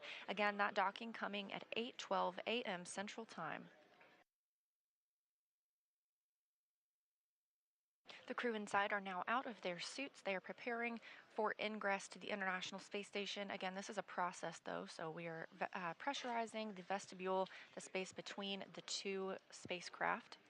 And if you see some color changes, that's because the International Space Station and Dragon are now flying into an orbital sunrise.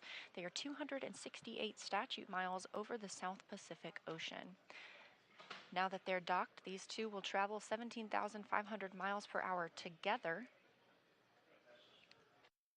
seeing 16 sunrises and sunsets a day. So the AX2 crew is certainly in for a treat for their planned 8-day stay.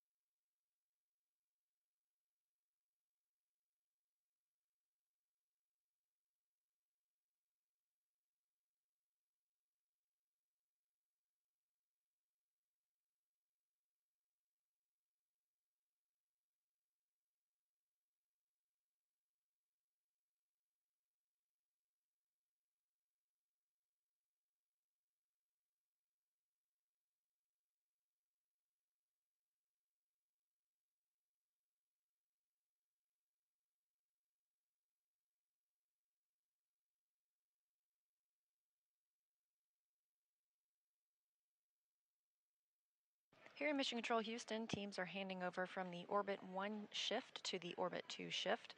We have had Marcos Flores as our flight director this morning. He will be handing over to Vincent Laporte.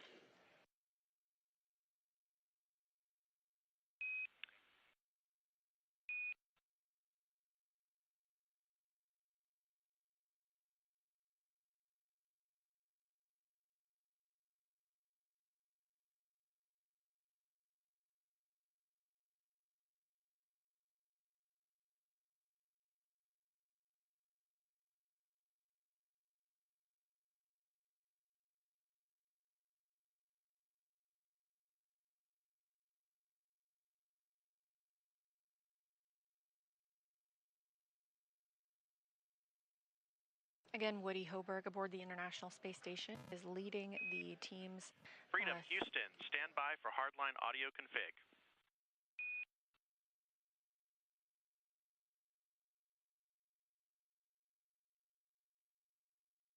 Freedom is stand by.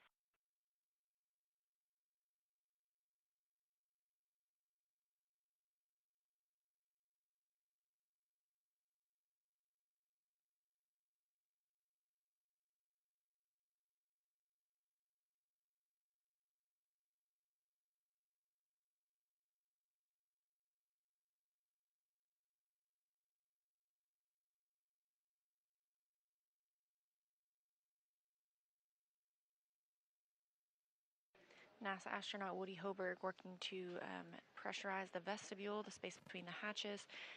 Again, this takes about 2 hours before the crew members float aboard the International Space Station. All 4 Axiom 2 crew members still in Dragon Freedom, as you see there, docked to the Node 2 Zenith port.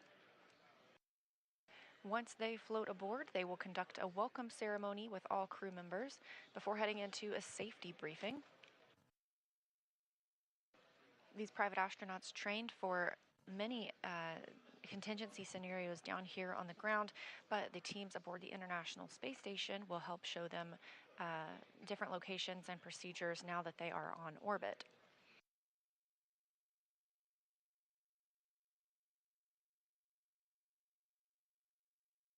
Later today, the Dragon Freedom crew will work to transfer some cargo from Dragon to the International Space Station. That includes some of the scientific research they'll be doing this week, as well as hardware or food needed.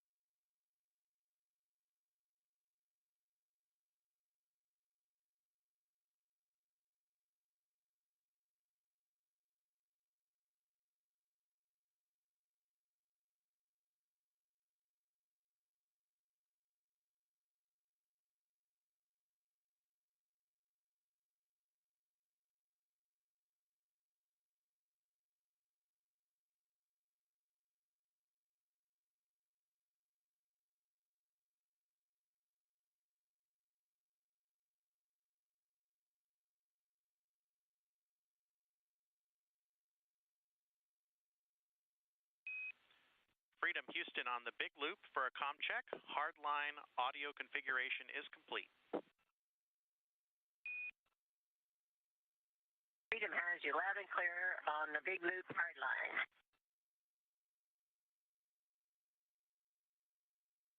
Good news.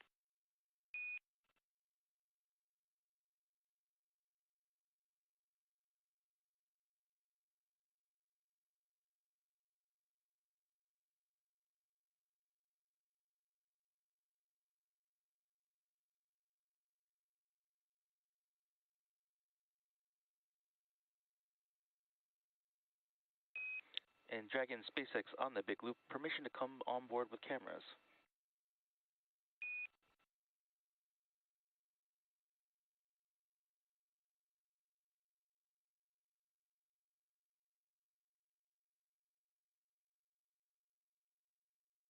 You come on board now, but we'll probably have to ask you to go away again in a little bit. Welcome aboard. Copy that. We'll keep them exterior until you're ready.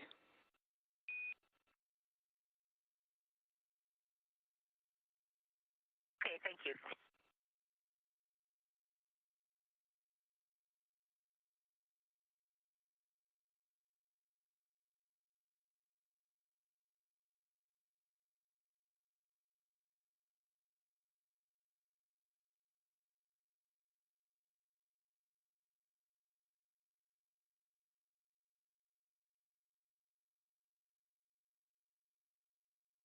Recently, you heard a call from Mission Control in Hawthorne at SpaceX headquarters, checking with the crew to see if they could turn cameras on the spacecraft. They'll hold off for a little bit longer on that, but we still have all 4 crew members aboard. It has now been 41 minutes since they docked to the Node 2 Zenith port, making their official arrival at the International Space Station. On the space station side, NASA astronaut Woody Hoberg is preparing the APAS hatch for opening.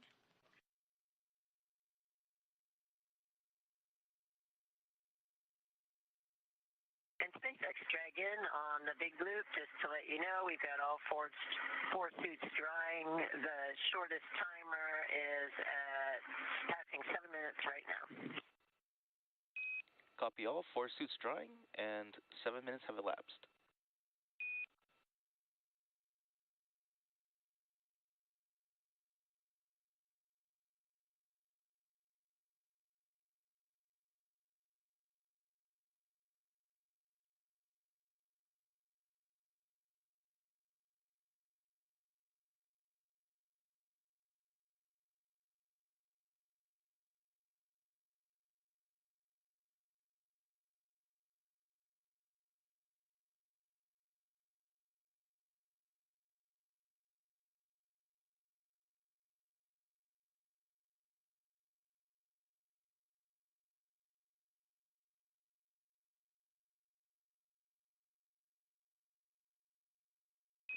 And Dragon with suits drying, I can give you a go for sections 1 through 3 of 4.400.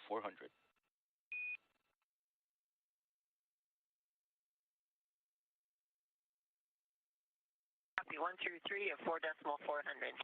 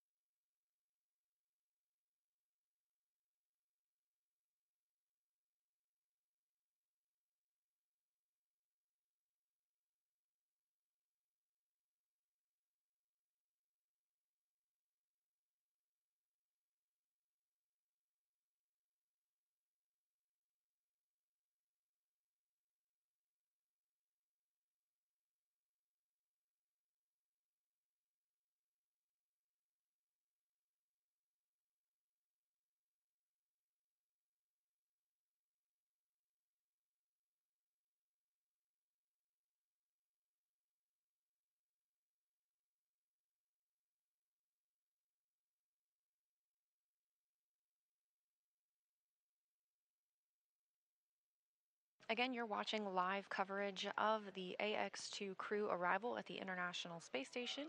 The crew docked Dragon Freedom to the Node 2 zenith-facing port this morning at 8:12 a.m. Central Time. Dragon, And that this is Ray for food inventory and water inventory. Copy that, Ray. Ready to copy for inventory.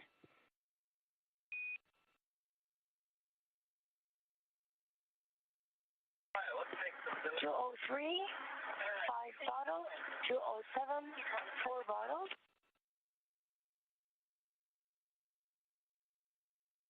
For food, 305, 1 meal and a snack. 313, 1 meal and a snack. 307, 1 meal and a snack.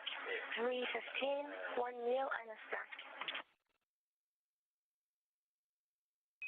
Copy that, and to read back, we have 5 bottles from 203, 4 bottles from 207, 1 meal and 1 snack from locations 305, 313, 307, and 315.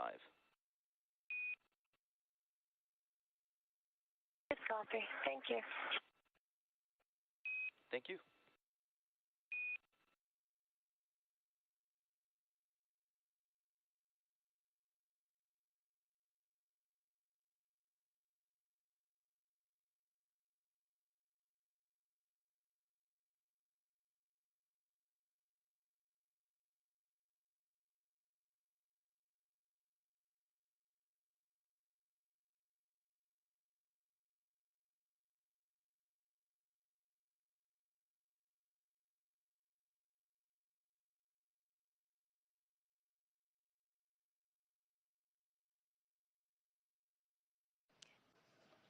As you just heard,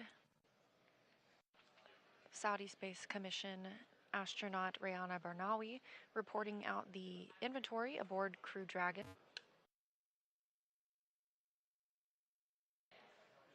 Everything is meticulously tracked aboard the space station and Dragon as well, so she was reporting which meals and snacks had been consumed during their approximate 16-hour flight from launch last night at 5:37 p.m. Eastern Time to docking this morning at 9:12 a.m. Eastern Time.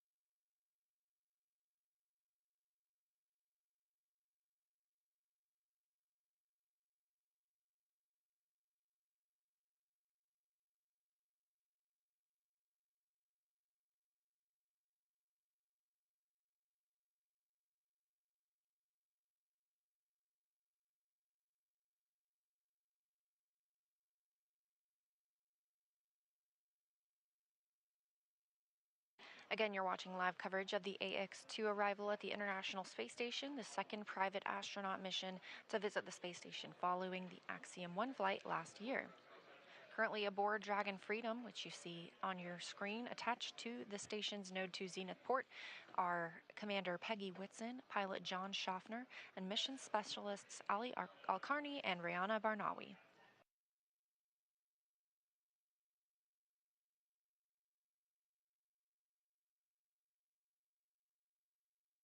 On the space station side, NASA astronaut Woody Hoburg is working to pressurize and Dragon SpaceX on the big loop for procedure 4.400.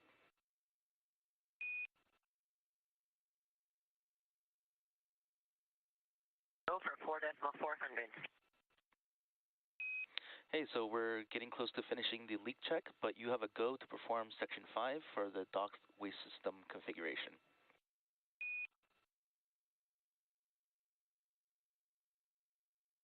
Okay, go for Section 5. We'll try and get all the other activities out of the way first and get that in march. Copy all.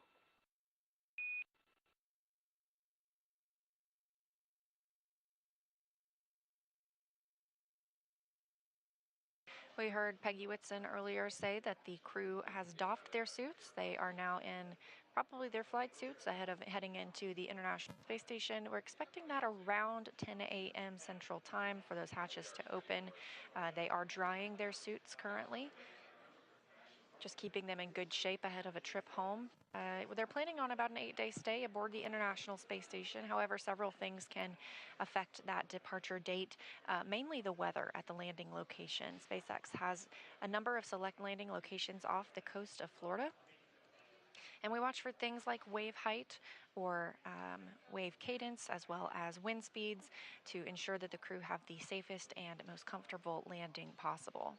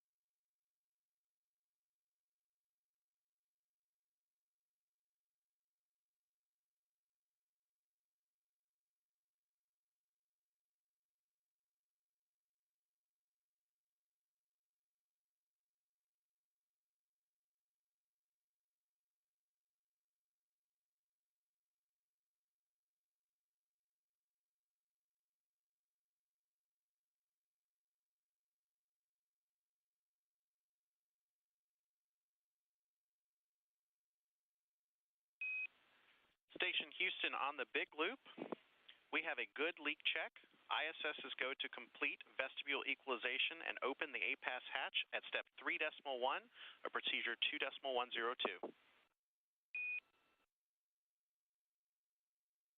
right, station copies go in 3.1.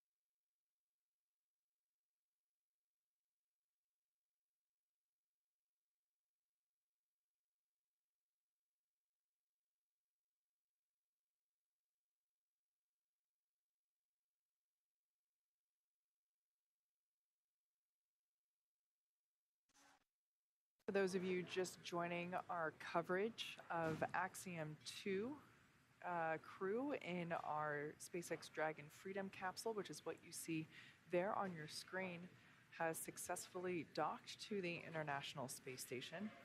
In fact, we had a new record time for SpaceX operations. We actually beat the Crew 4 record from liftoff to soft capture. Our record time now is about 15 hours and 35 minutes from liftoff to soft capture. So basically the most efficient and fastest transit to the International Space Station from Pad 39A. That's a beautiful view there of that Dragon Freedom capsule. This is docked at the Node 2 Zenith port. The Crew 6 capsule, until about a couple weeks ago, was docked to this same port, and we did a port relocation maneuver with the Crew 6 crew to move it down to the Node 2 forward port. By doing so, we were able to clear this Zenith port for the AX-2 mission, as well as the upcoming CRS-28 cargo resupply mission. Although it might look stagnant if you look at it quickly, we can see planet Earth rotating slowly behind, or rather under, the Dragon capsule and the International Space Station. There at the bottom of the screen, you can kind of make out the Canadarm, which is the robotic arm that the crew on board station will utilize in order to remove cargo from the unpressurized section of Dragon located in the trunk, which is essentially the top half, in this orientation, the top half of the Dragon capsule. Of course, when we are sitting at the launch pad or other conventional views of Dragon, it's the bottom half of Dragon. But really, it's that half black, half white cylindrical portion of Dragon that we see there. This view is also great because you get a really clear view of the nose cone and all of the hardware that the nose cone protects during the launch phase.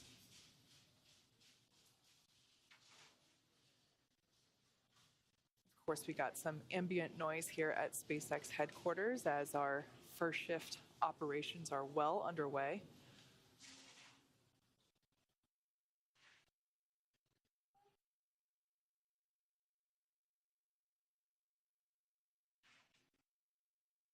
During the ascent phase, that nose cone will be closed, and that protects the forward hatch as well as the forward bulkhead Draco thrusters.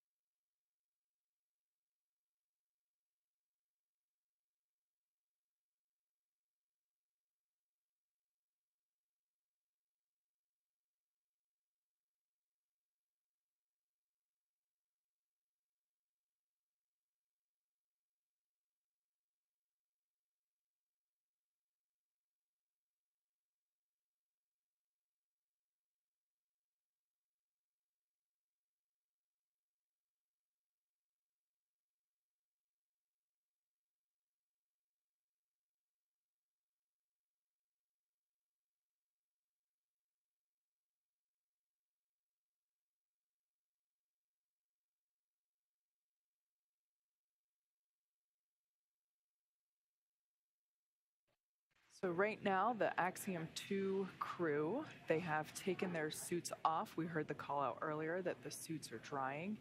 And as you can see, the Dragon capsule is docked, and they have completed pressurization of the APAS hatch. So we are making great progress.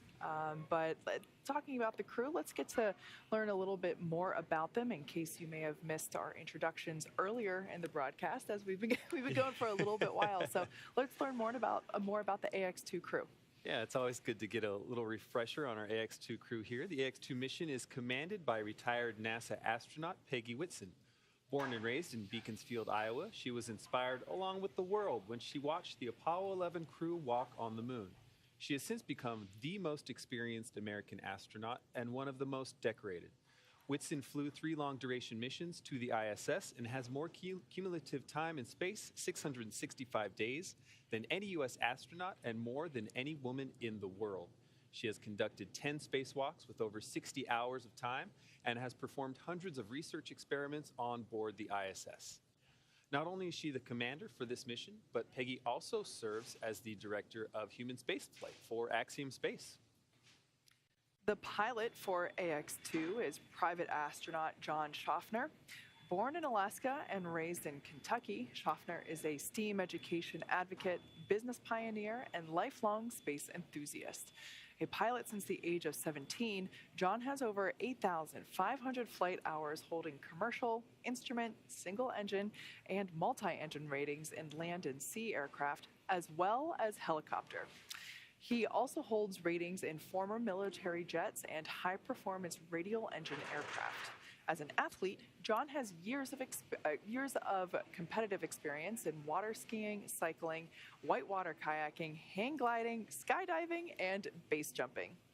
John trained as the AX-1 backup pilot, and during this mission on AX-2, plans to invest a lot of his time in STEAM education activities aimed at empowering educators and inspiring teachers.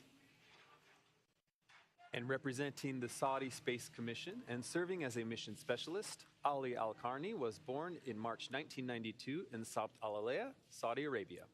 Ali is fluent in English as well as his native Arabic, and as an Air Force captain, has 12 years of experience flying on multiple aircraft, primarily on the F-15SA in service to the Royal Saudi Air Force.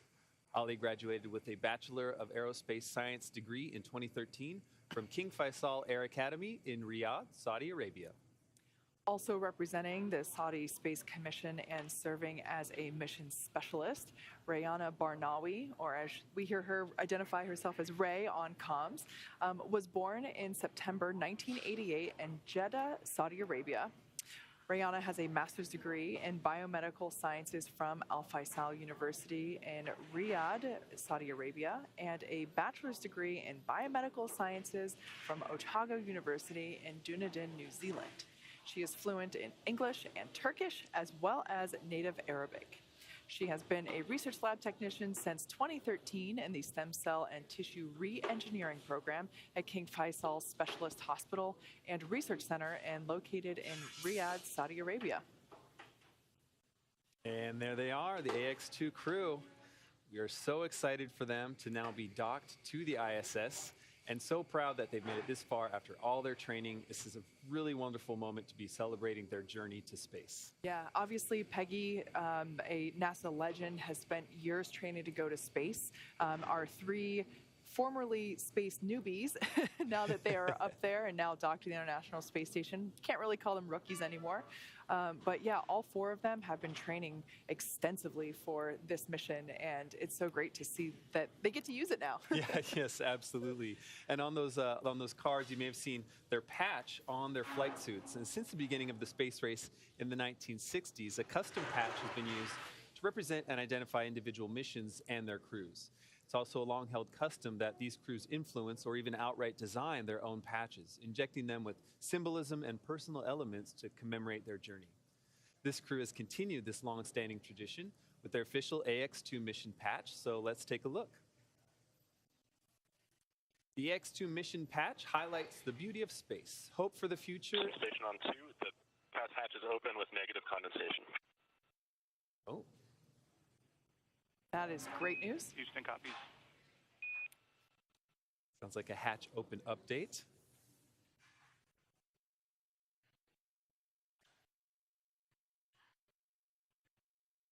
Okay, continuing on this patch. This patch highlights the beauty of space, hope for the future, and the important role of the ISS to unite the best aspects of humanity. Shown prominently are the mission name, AX2, the family names of the crew members, and the flags of the United States and the Kingdom of Saudi Arabia, the two nations represented on board today's flight. There are 5 shapes drawn as constellations, and these represent the crew's intention to focus on inspiration, education, and teaching through STEAM education initiatives. And so there's a constellation for science, technology, engineering, arts, and math. The arched path leading from Earth to space is colored lavender, which is culturally significant in the Kingdom of Saudi Arabia, symbolizing hospitality. That arched path and color also reflect KSA's desire to be part of the space sector and position itself as a contributor to the global space community. Then, naturally, the space station is central to the image as the destination of this crew, while Earth is featured with prominent horizon lines symbolizing optimism, hope, and inspiration. Just as you see this mission patch worn by the crew on their flight suits, this patch is currently adorning the walls of Axiom Space's Mission Control in Houston and is placed in a position of honor everywhere this crew is being supported for the duration of their mission.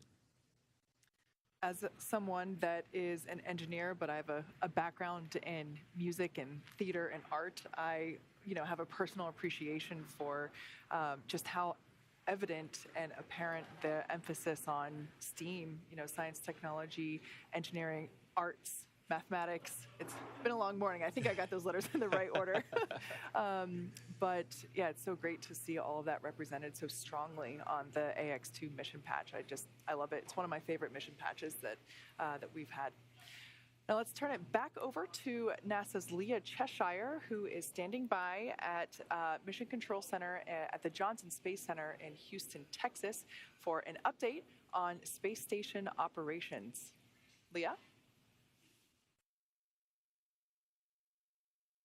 Thanks, Kate and Duke. Yes, we are still here in International Space Station Flight Control Room at Johnson Space Center in Houston, Texas, continuing to monitor the arrival of the AX2 crew and their eventual welcome to the International Space Station.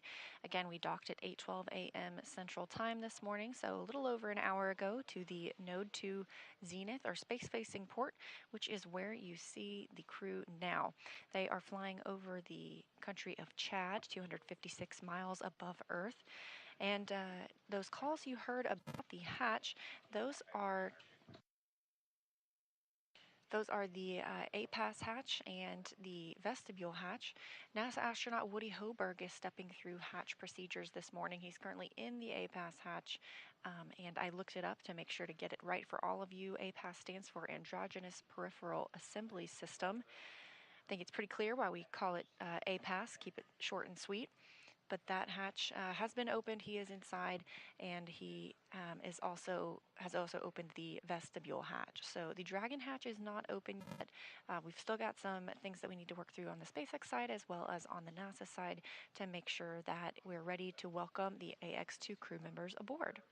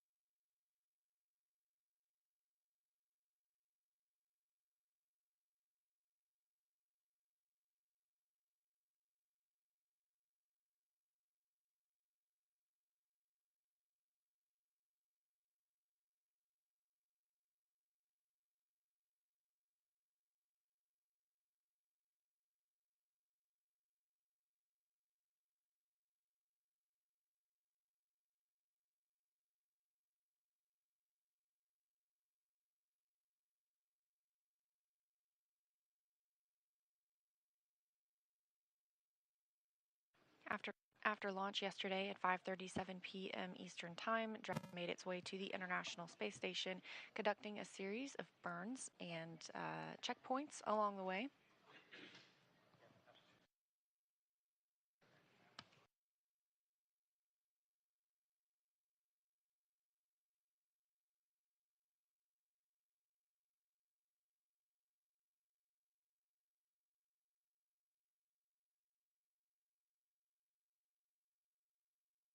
This view inside the International Space Station, you're getting a look at NASA astronaut Woody Hoberg. This is his first flight to the space station. He arrived as a member of Crew 6 earlier this year. He is preparing the space station for entry of the AX2 crew. As you can see, he's working on some venting. That tube will go from the space station into Dragon and kind of help equalize the and balance out the air and the mix of the air that's in the space station to what's currently in Dragon. Again, the Dragon hatch is not open yet.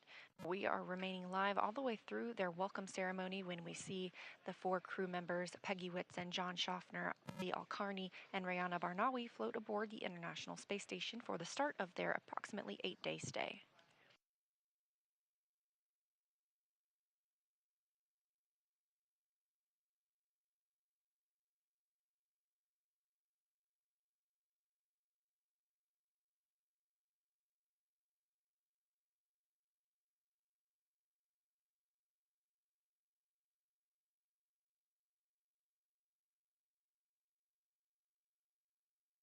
While aboard the space station, the AX2 crew members are going to conduct a plethora of scientific research, as well as conduct STEAM outreach with students and other educational organizations here on Earth.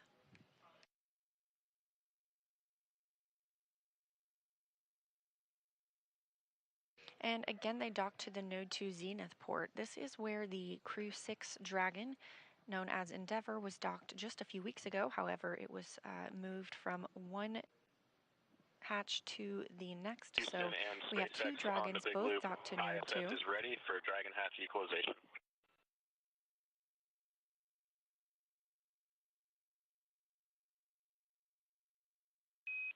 Houston copies on the big loop.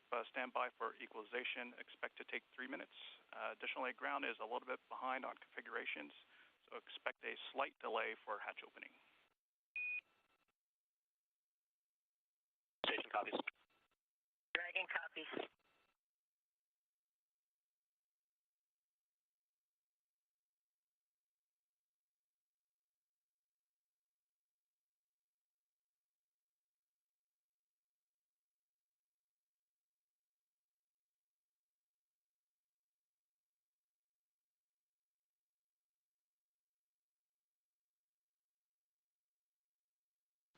As NASA astronaut Woody Hoberg gets things ready on the station side, the AX2 crew is still aboard Dragon, and they continue to have some steps that they're working through as well. We heard Peggy Whitson discuss the suit drying that's going on, as well as Rayana Barnawi reported down some of the consumables that had been used during the flight, including meals that were eaten. Everything is meticulously tracked aboard Dragon as well as aboard the International Space Station to make sure that it can be accessed when needed. But we are moving along pretty smoothly this morning toward hatch opening.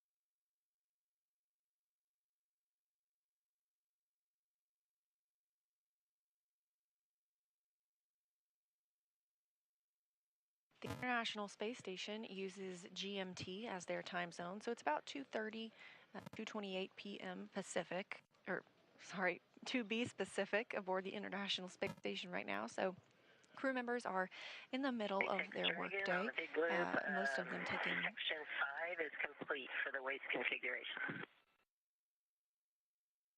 And copy that, Peggy. Section 5 complete. Any deltas to inventory?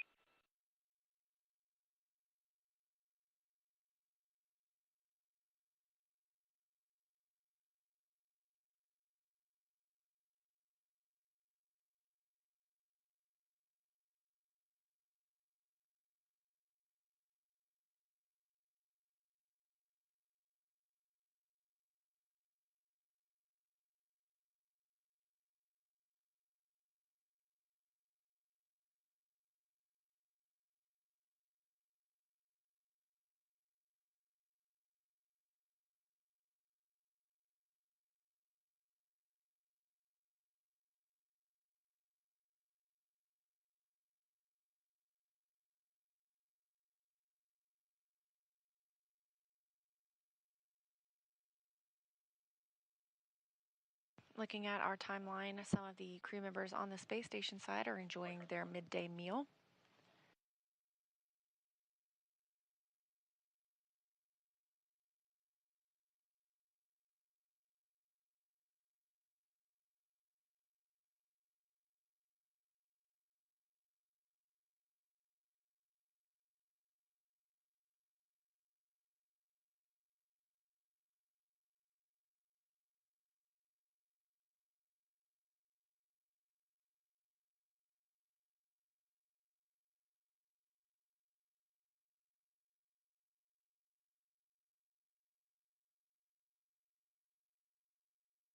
Of course, after floating aboard, we'll see the AX2 crew move into their welcome ceremony, where they get to spend a little time with the other 7 crew members on the International Space Station and discuss their initial reactions to being on orbit and visiting the orbiting laboratory. Afterward, they'll step into their safety briefing and make sure that everyone is aware of the location of any certain safety items aboard the International Space Station, as well as what to do in any event of a contingency.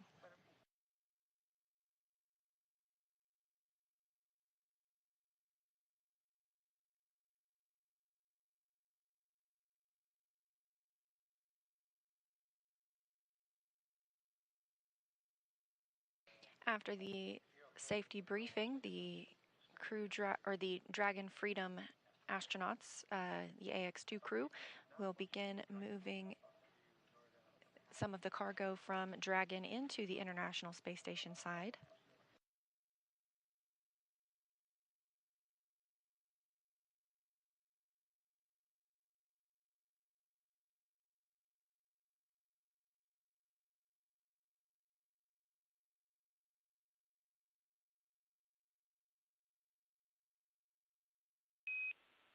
Station, Dragon, Houston on the Big Loop. Big picture update based on what we see for open ground and crew actions. We see that we're about 15 minutes out from hatch opening.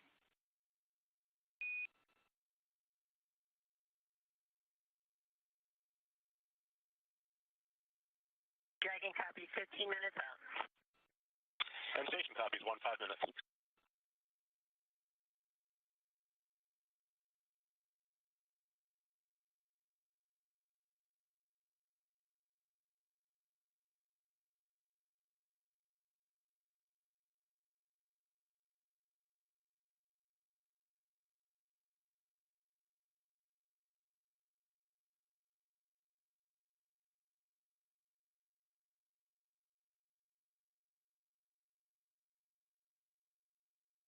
Teams on the ground and teams on the space station continuing to step through their procedures, working toward hatch opening in approximately 15 minutes.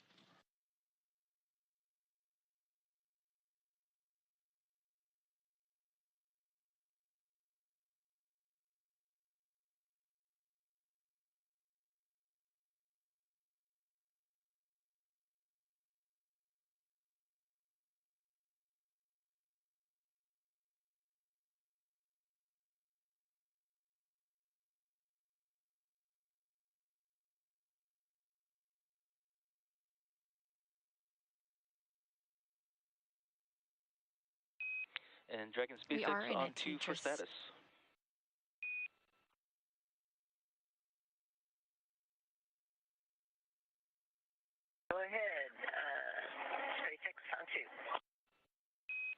Hey, was just wondering, do we have a change to inventory due to the waste system flush?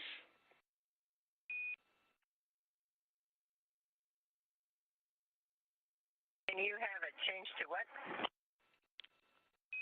Yeah, to our inventory for water bottles consumed.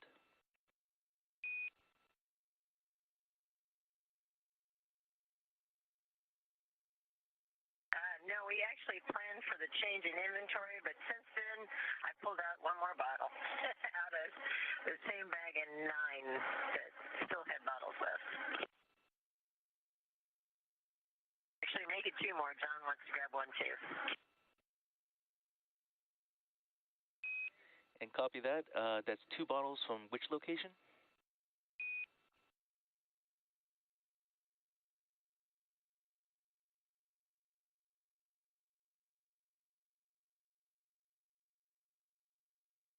Section 9, bag 204.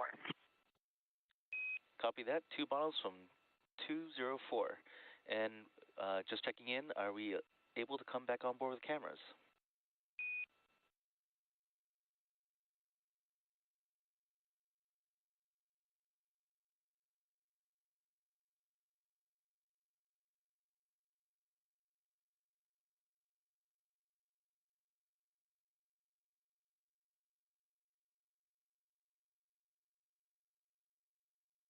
Just another minute, please. Copy that.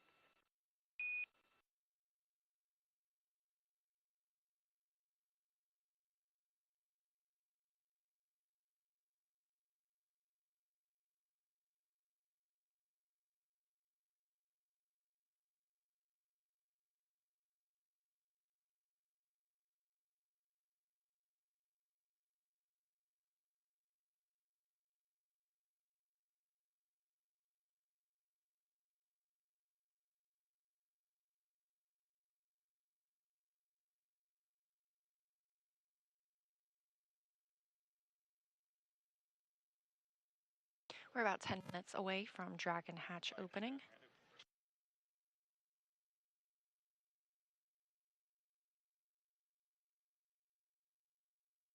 International Space Station and Dragon are 261 statute miles over Kazakhstan, about to enter into an orbital nighttime. Again, we see 16 sunrises and sunsets a day, so anticipating another one of those in just a few minutes. You'll see some of the lighting change if we have views outside of the spacecraft. But again, we are tracking about 9:45 a.m. Central Time for Dragon Hatch opening. We'll see the AX2 crew members float into the capsule and then begin the welcome ceremony.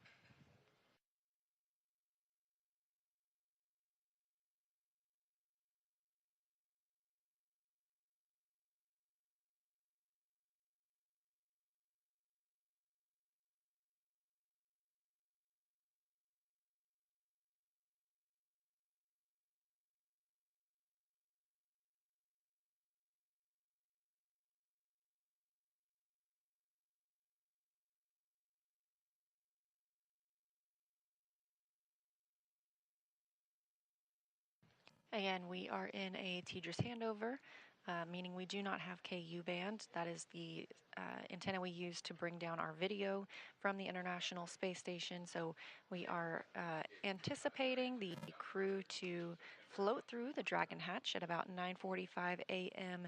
Central Time. We anticipate having good video at that time, so we'll get to welcome those 4 crew members aboard and see their smiling faces now that they've arrived at the space station.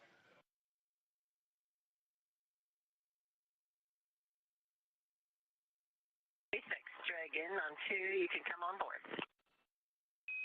Copy that, Peggy. Bringing cameras back on board.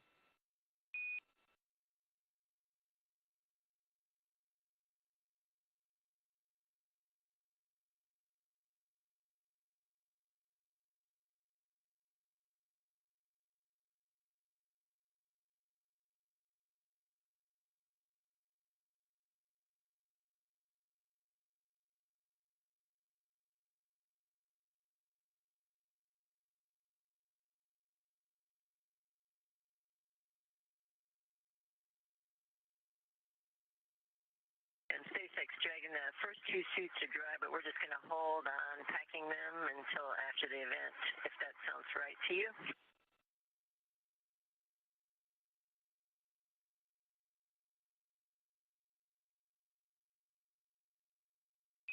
Yeah, copy that, Peggy.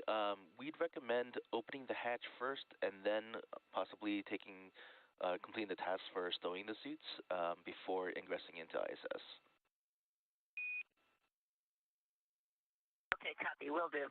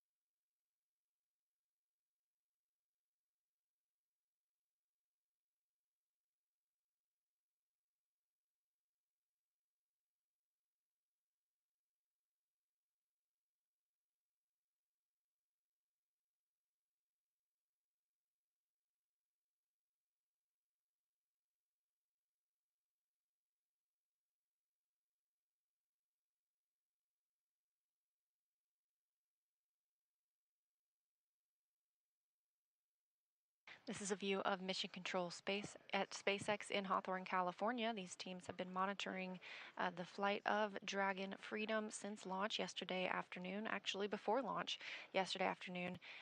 That launch coming at 5:37 p.m. Eastern Time from Florida. A flawless launch, and then about a 16-hour rendezvous to the International Space Station. We got into integrated operations earlier this morning once we crossed through the approach ellipsoid, a 4x2 kilometer invisible boundary around the space station that helps us govern visiting spacecraft and their arrival and departure. Teams here in Mission Control Houston, now on your screen, are being led by Vincent Lacourt, Flight Director. They're working with astronauts aboard the International Space Station and staff this room 24/7, 365 to ensure that those astronauts and the space station systems remain supported. We've had continuous presence aboard the International Space Station for over 23 years now. And we'll be welcoming 4 crew members shortly as part of the AX-2 mission, the second private astronaut mission to the International Space Station. This view coming from their mission control, also here in Houston, Texas. They'll remain on console all week to monitor the status of the astronauts, as well as help them step through their research, payloads, and any downlink opportunities that they have.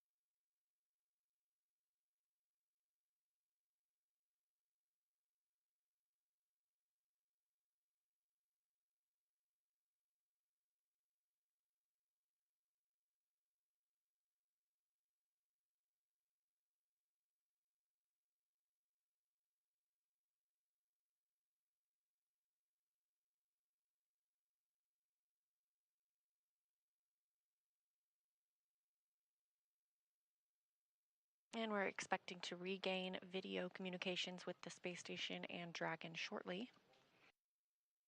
Just a few moments from now, we'll see the AX2 crew float through the hatch and bring our total of crew members living on the space station to 11.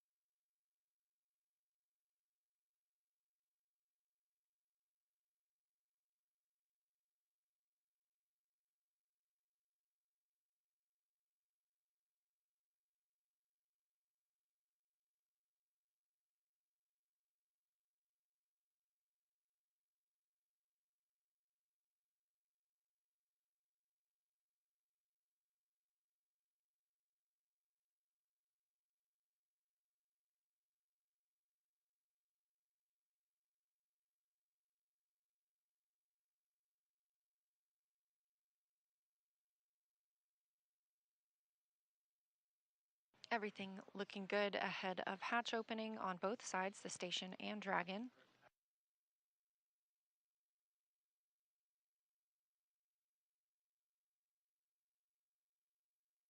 We're just standing by to regain video communications before we go for that hatch open so we can ensure we'll see the smiling faces of our 4 new crew members joining the Expedition 69 crew on the International Space Station. Again, we expect them to stay for about a week before returning on Dragon Freedom back to Earth.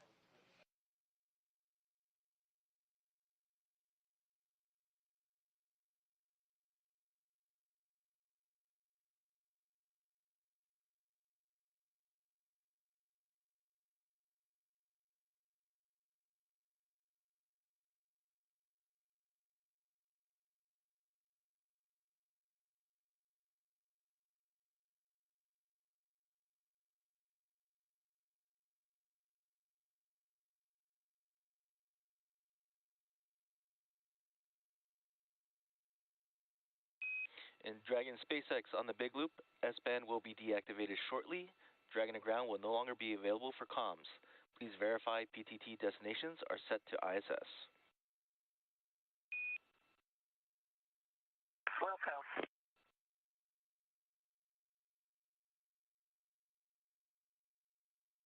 Teams in Hawthorne speaking with the crew still aboard Dragon Freedom, letting them know that shortly they will not have the ability to communicate from or through the Dragon to ground loop itself. However, they will start using the loops aboard the International Space Station to talk with teams here in Mission Control Houston as well as in Hawthorne.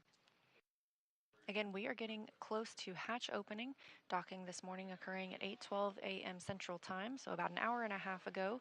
It was a very smooth ride to orbit yesterday, launching at 5:37 p.m. Eastern Time, and then again about a 16-hour transit, the fastest on record for a Dragon crew to the International Space Station.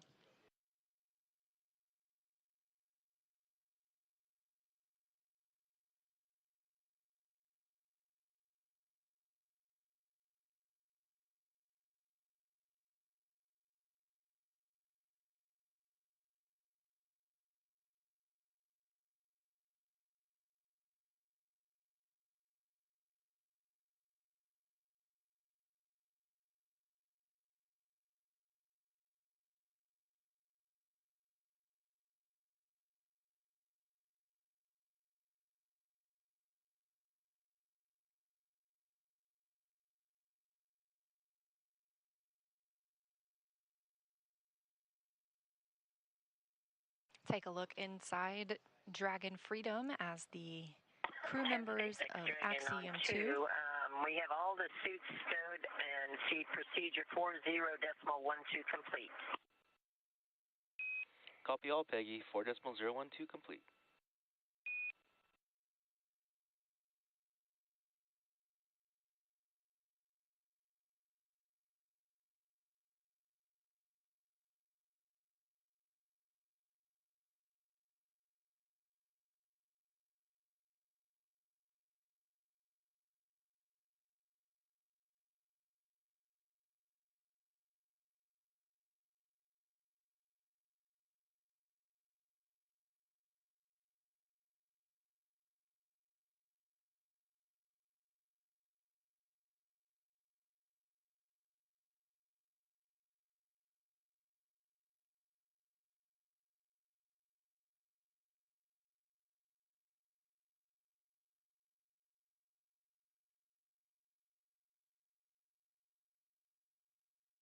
Again, this view of the crew inside Dragon Freedom, our 4 astronauts who have arrived as part of Axiom Mission 2, the second private mission to the International Space Station. Up in the center of the screen, still sort of in her seat, that's former NASA astronaut Peggy Whitson, the commander of this crew. Over near the window, you can see Ali Al-Karni, representing the Saudi Space Commission. Down below him, holding onto one of the footrests, is John Schaffner, the pilot. And just off camera, you can see her hand right now. That's Rayana Barnawi, also representing the Saudi Space Commission. We are standing by for hatch opening of Dragon Freedom.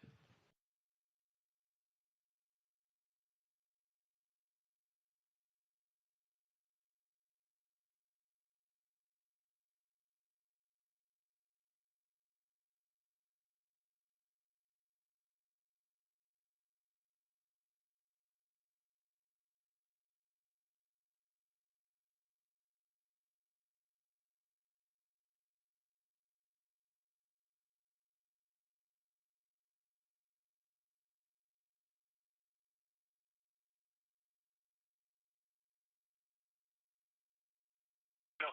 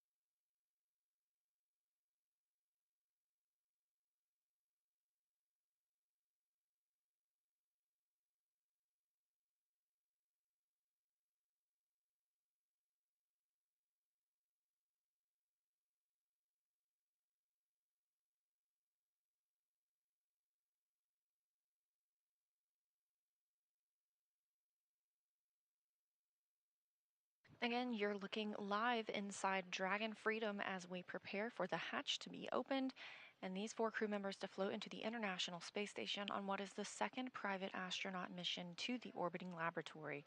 They will remain at the space station for about 8 days before undocking and returning to Earth. While they're on board, we will have a total of 11 people living and working aboard the space station.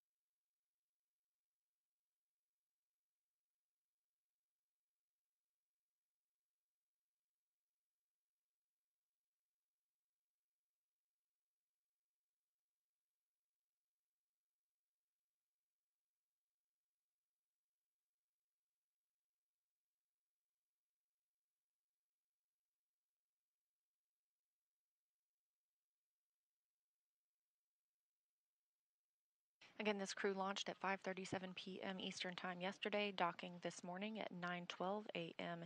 Eastern Time.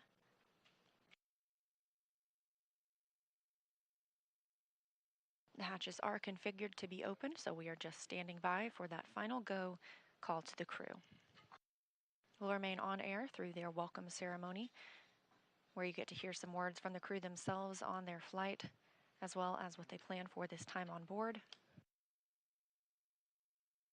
Afterwards, we will wrap our show as the crew steps into their safety briefings and eventually gets to work aboard the space station.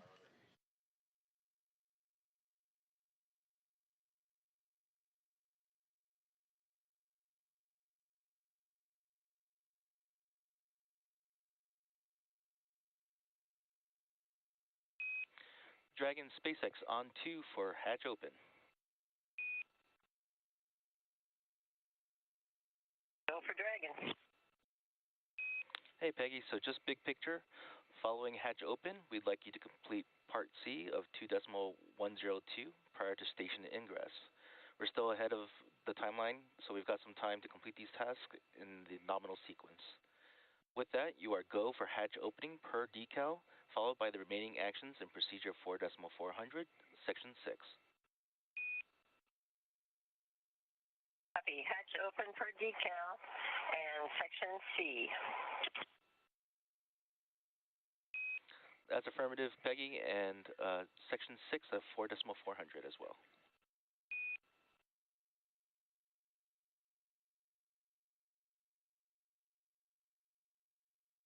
Yes, copy. Section 6 of 4.400 as well. Thank you.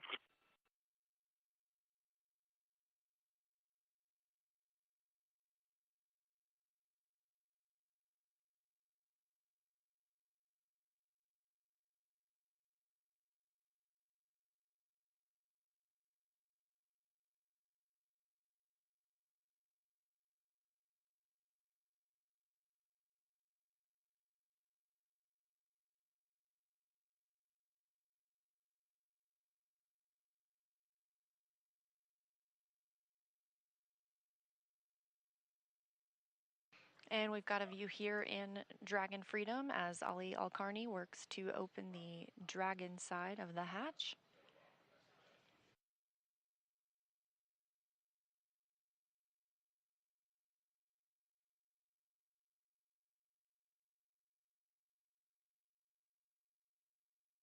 On the other side of the Dragon hatch is NASA astronaut Woody Hoburg waiting to welcome the crew on board after having completed all of the preparations this morning.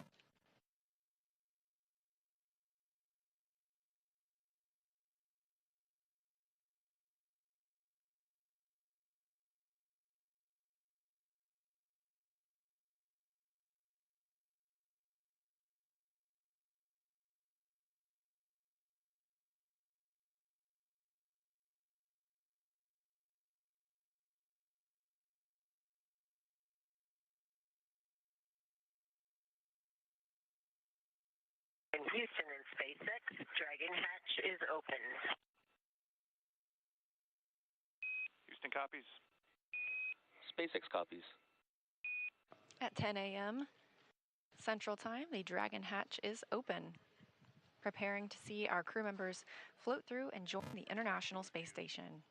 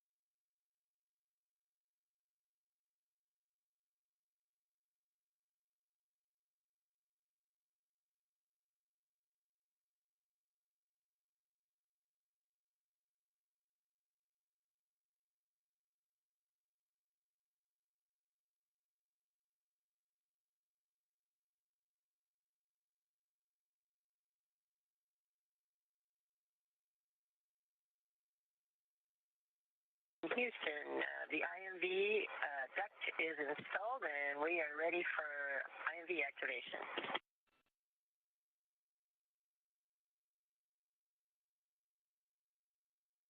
Houston copies.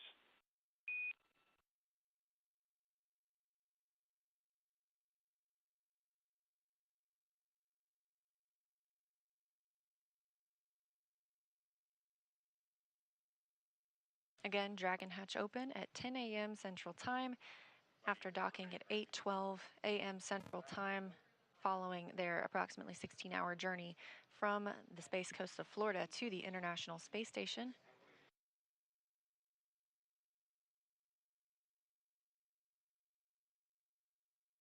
And Houston Station in the Dragon, we're at step 6.3, ready for the procedures for the Lyle. Copy that, Peggy. Houston is checking.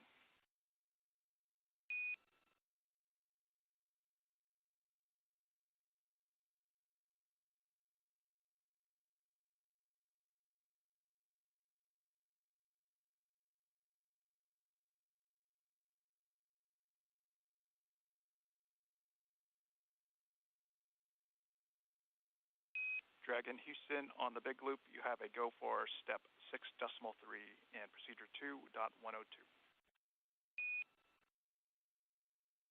Go for 6.3, 2.102. Thanks.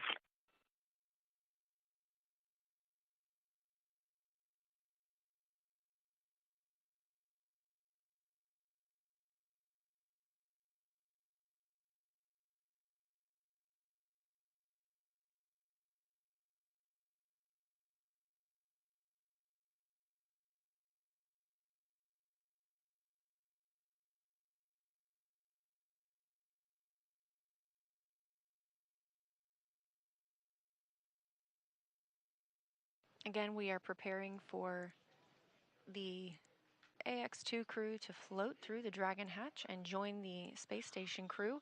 On the right-hand side of your screen, you see NASA astronaut Woody Hoberg, who has monitored their arrival this morning, first in the cupola, and then worked to prepare these hatches, pressurizing the vestibule, that space between both hatches, and eventually assisting in opening the APAS hatch, as well as then Ali Al-Karni, just at 10 a.m. Central Time, 5 minutes ago, opening the Dragon hatch.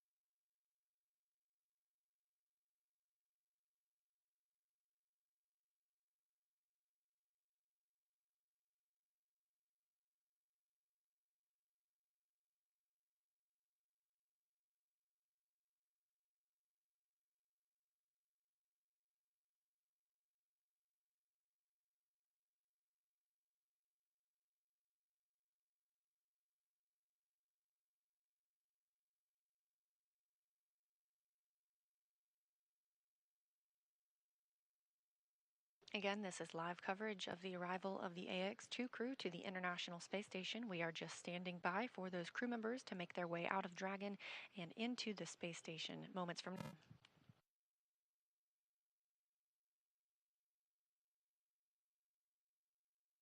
UAE astronaut Sultan Al-Nayati just floating out of screen on the right-hand side there. He has been working alongside Woody Hoberg this morning to prepare the hatches for the crew to float through, as well as monitoring their arrival. Both Hoberg and Al-Nayati arrived as part of the Crew 6 crew and are now both members of Expedition 69, living and working aboard the International Space Station.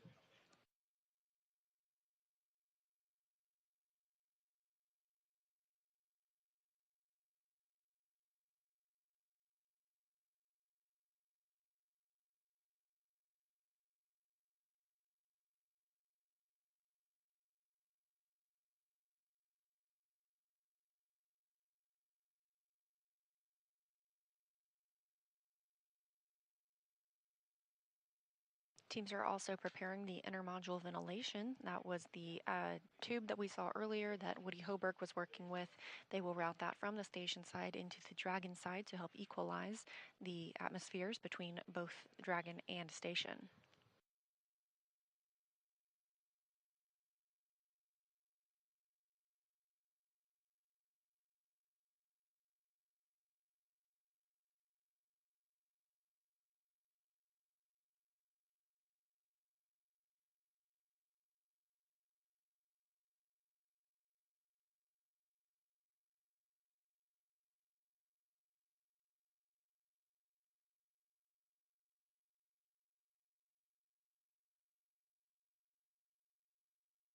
Currently, the International Space Station is flying 264 statute miles southwest of Fiji.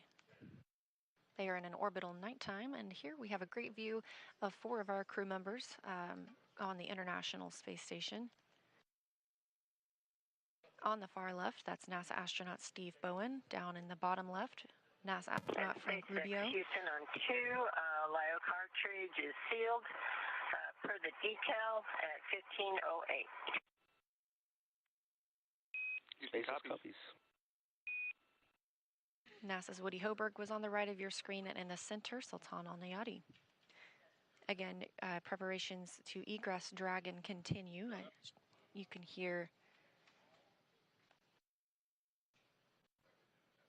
Commander Peggy Whitson discussing with teams on the ground that they are still stepping through those final checks.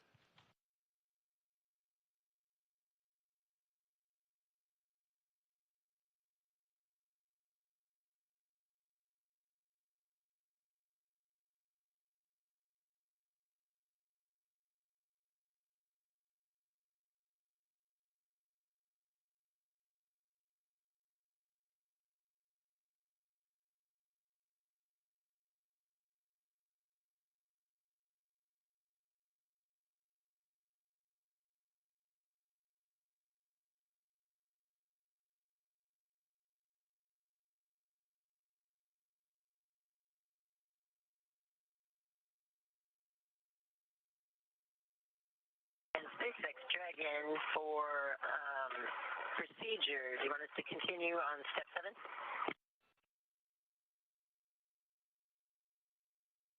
Yeah, it's affirmative on section step 7.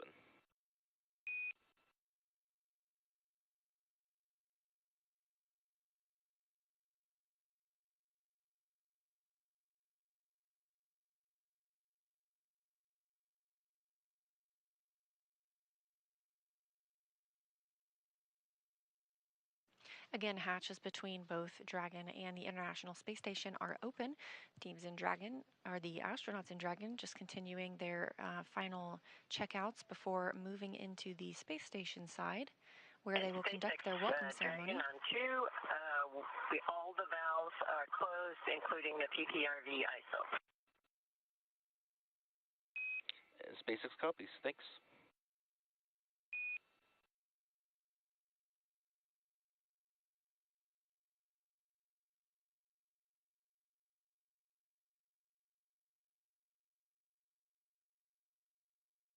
Again, this is a view from inside Node 2, also known as Harmony.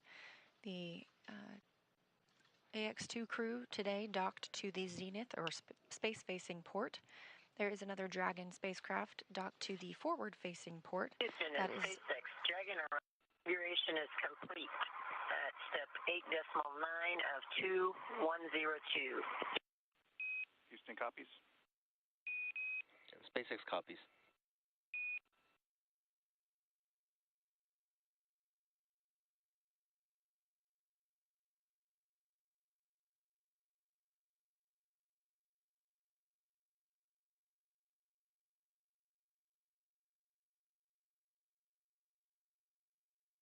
This crew, part of the 7 that are on the International Space Station, patiently waiting their 4 new crew members to arrive for the next 8 days.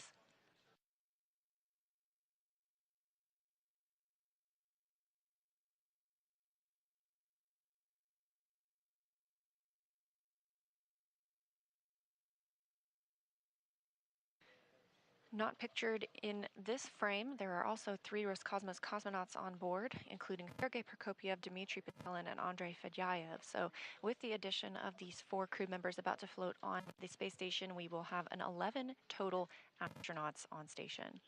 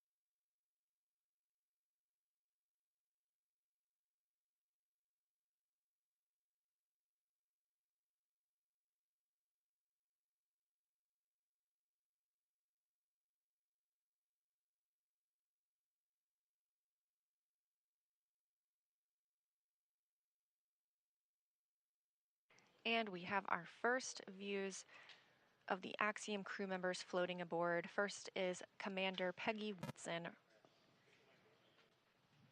rejoining the International Space Station. Next up is pilot John Schaffner making his first visit.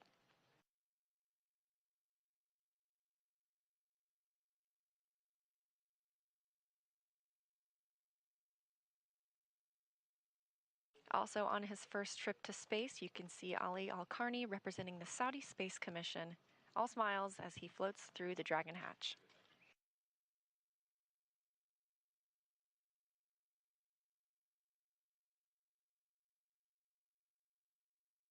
And rounding out the Axiom 2 crew, that's Rayana Barnawi, also of the Saudi Space Commission.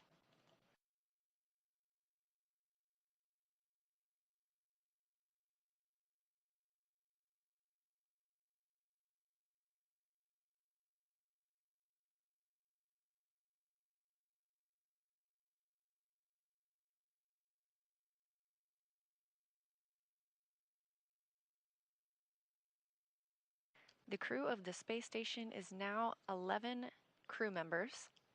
Big smiles from Rayana Barnawi. She is now the first female Saudi to go to space.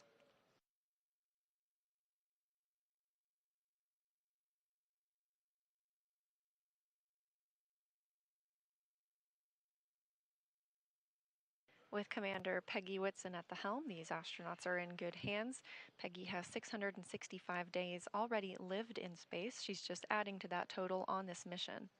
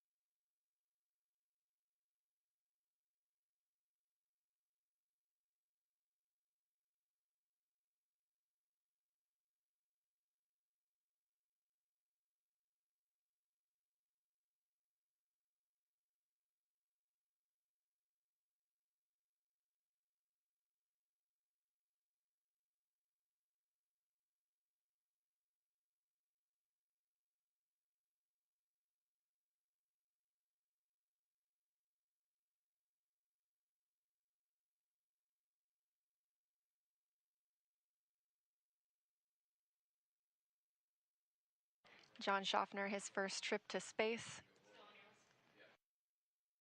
Getting some help out from Woody Hoberg, NASA astronaut, who is also on his first trip to space. He's been on the space station now for 81 days. Again, the total number of astronauts and cosmonauts on board the International Space Station now at 11.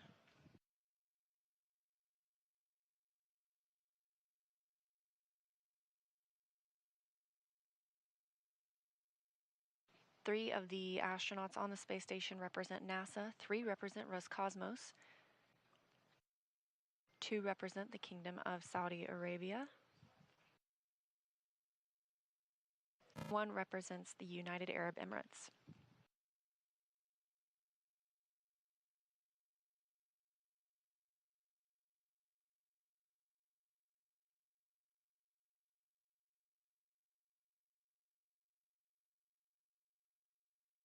Again, we are standing by for the start of the welcome ceremony.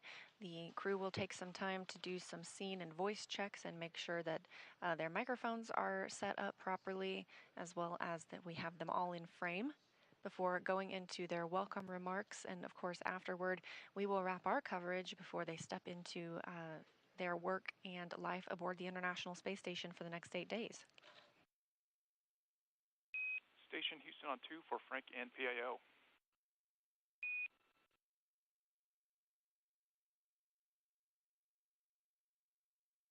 Well, with you on 2. Hey, Frank, just wanted to tag up with you on the PAO event.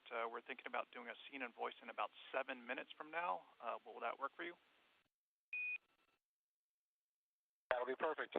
We will call you back in about, and we can even do 5 minutes if you guys want, but we'll call you back in 7 minutes. Copy that. We prefer closer to 7 minutes as we have a handover in about 5 minutes from now. That's great.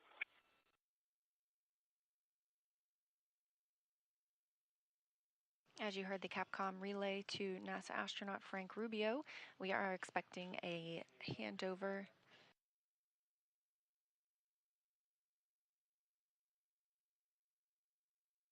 We're expecting that short handover in just a few minutes. We want to make sure that we have great audio and video from our visiting astronauts. So we are holding for that short handover, and then we will start the welcome ceremony. Again, crew arrived this morning at 8:12 a.m. Central Time, the Dragon hatch opening at 10 a.m. Central Time, and then crew members floating aboard just moments ago. Ali Al-Karni, it looks like he already has the hang of things on his first flight to space.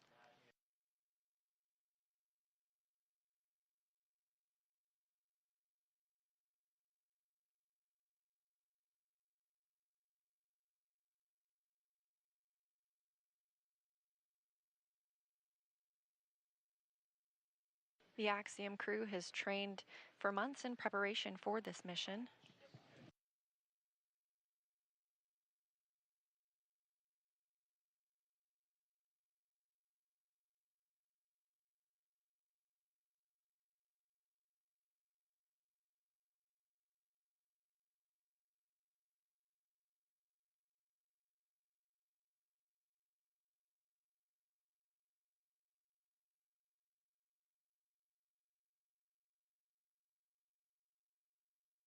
The Axiom crew has been training for months in preparation for this mission here at Johnson Space Center as well as at SpaceX, working with teams on the research that they will be conducting as well as learning space station systems.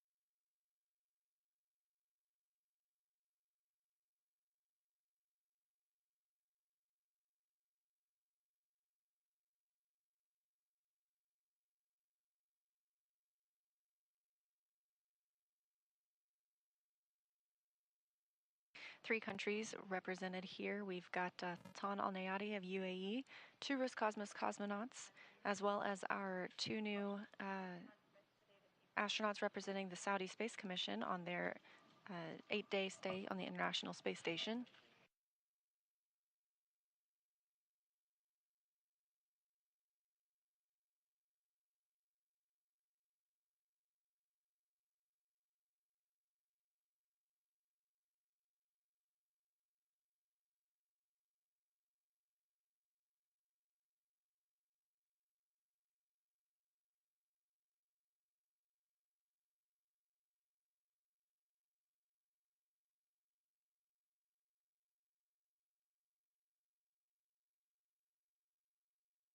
Just above Barnawi and Al-Karni's heads, you can see the 2 EMUs, extravehicular mobility units, used by USOS astronauts on spacewalks. Those have been moved from the airlock to allow a little more space for the Axiom crew during this flight. Of course, we do have 11 crew members on board now, so we have to make some room for sleep spaces.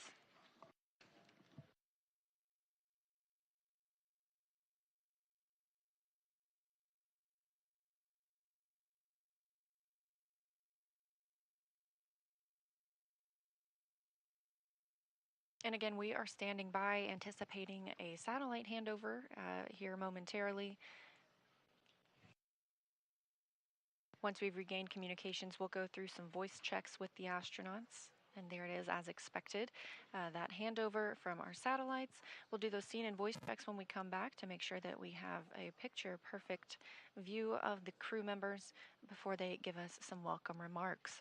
This view from International Space Station Flight Control Room here in Houston, Texas. Teams continue to monitor the arrival of our 4 new visitors, as well as all of the systems aboard the International Space Station and the astronauts and cosmonauts that live there.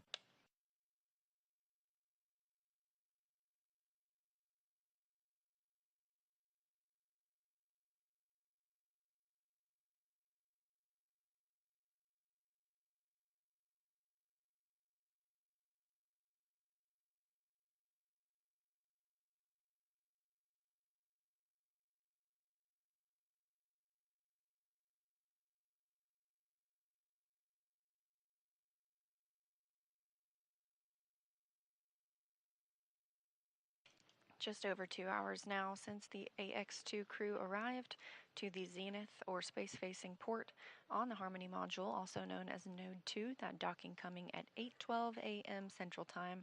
Hatch opening about 26 minutes ago, 10 a.m. Central Time.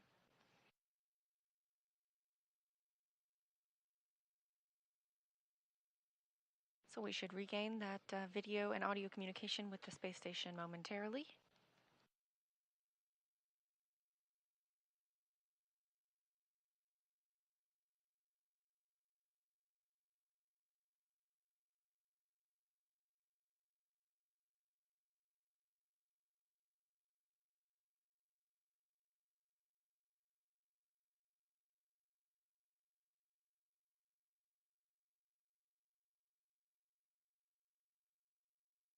Houston Station on 2 for scene and voice check. Hey, Frank, we are ready for scene and voice whenever you guys are ready. And as a reminder, you'll be on the handheld mic for today's event. Okay, sounds good. And let us know if that scene works for you, and then I can do the countdown whenever you're ready. Frank, if you wouldn't mind, if you could gather everybody into their spots, we'll take a look at the scene once everyone's in place.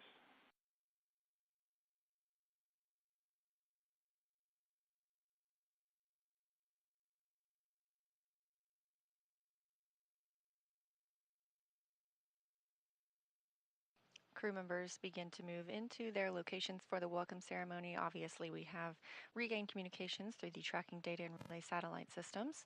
Houston Station on 2, say again for scene and voice.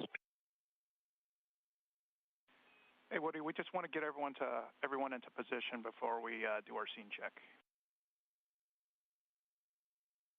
All right, we copy. We'll group up.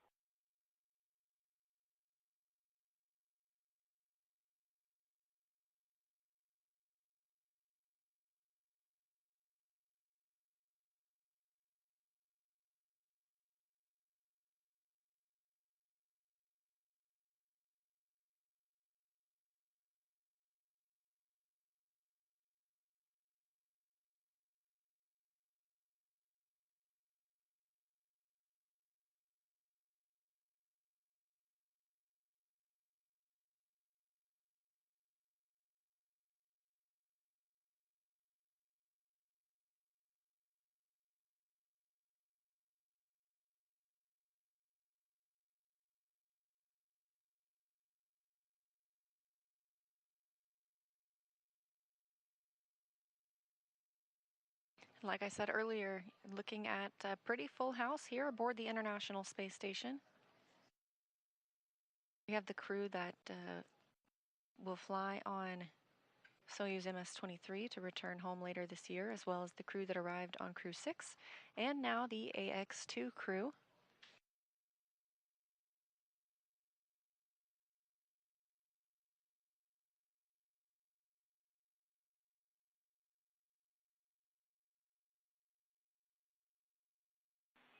Frank, Houston on 2, good scene check. We didn't hear audio on the handheld mic. Can you check the switch position?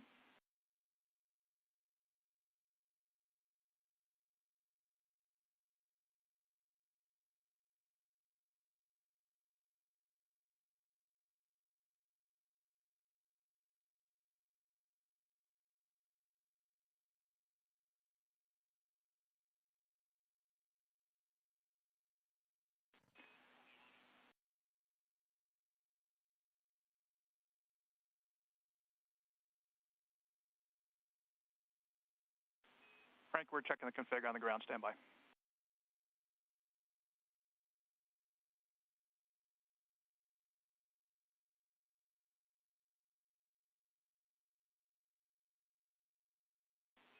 Frank, if you wouldn't mind, give us another long count. We needed to sync things up.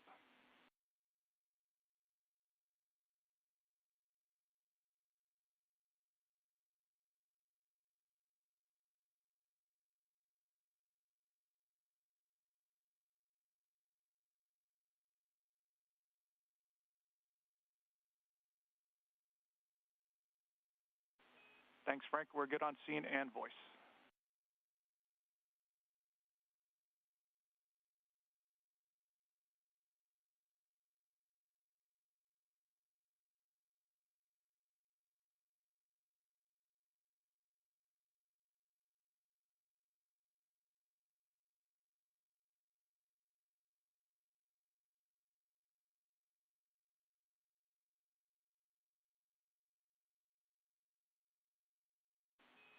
Station, this is Houston. Are you ready for the event?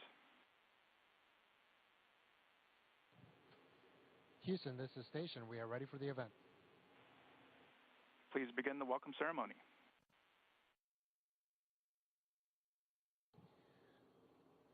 Houston and SpaceX, congratulations on a beautiful launch and a beautiful docking. It is great to have new friends up here. And so on behalf of Expedition 69, it's an honor to welcome our new crewmates. I'll pass it off to the ISS commander, Sergei Prokopiev. Welcome on board, dear friends. This is very nice to see you here. Expedition 69, so glad to have you here with us on space station, and we looked forward to your arrival here at least 1 month, and watched yesterday your amazing launch, and this is outstanding returning first stage of Falcon 9 on the launch pad. Is so grateful, and congratulations with successful launch and your docking. And as for me, this is a very great honor to work next with Peggy Whitson, so most experienced and decorated astronaut in the U.S. Astronaut Corps. And congratulations, new astronauts, Rihanna, John, Ali, and my congratulations, all of us. We have now 11 person on the space station, and my big congratulations of Saudi Space Commission, and I'm sure you will have a great achievement in the future in your space exploration. Thank you so much, and welcome aboard. Thank you so much, Sergey. Yeah, you left it on. Thank you so much. We really are excited to be here. It was a great launch, a great ride. We had a lot of fun on the way up. And we're really excited to get a lot of work done up here. But it's great for me to come back personally. It does feel like home. You might need some help though for a while. I could help you with some of these things. But it's a lot of fun to be here and to see this place again. It means so much to me, and I think it actually brings people together just by being here. So I wanted you to meet my crew. So I want each of them to talk a little bit about their objectives and why they're here, and maybe a little bit about the ride. It's on. Hi, I'm John Schaffner. You know, part of the AX2 crew. It's an honor to be here and make new friends in space. First time I've done that for sure. So I've been dreaming or working toward this since I was 8 in a Young Astronauts Club, you know, watching Gemini pilots do their thing. So we had cardboard boxes pretending to be Gemini pilots. So you'd think having that much time to prepare, I'd have some better words than this. But, you know, it's having a chance to be here and fly with this amazing new crew, Ali and Ray, and of course with Peggy Whitson, the awesome Peggy Whitson. And to join Expedition 69 is a fabulous thing for me, for anyone to be able to do. I'm honored. I'd like to thank NASA for creating the opportunity and opening the doors for private and commercial space exploration. and also the ingenuity of SpaceX and Axiom and to develop the next level of space platforms and space access for everyone. I want to say thanks to my lovely wife for those magic words. One day she looked on the news and said, "Look, you can finally go to space." She was right. Thank you for that, Janine. Otherwise, we look forward to some great work for STEM education outreach and some amazing science that we have going on up here, and I hope you guys will follow us. Thank you very much. Thank you, John. This is Ariel Carney. If you just allow me to start speaking in Arabic first. بسم الله الرحمن الرحيم. الحمد لله وشكرا. هذه الكلمتين هي اللي تصف شعوري هذه اللحظة. الحمد لله بتيسيره وفضله وصلنا إلى محطة الفضاء الدولية. شكرا لحكامنا بقيادتهم وحكمتهم ونظرتهم في المستقبل وتطور البشرية. شكرا لاهتمامهم بمجال الفضاء. شكرا لأسرتي على الدعم اللامحدود اللي حظيته منهم. شكرا لزوجتي وأهلي جميعا.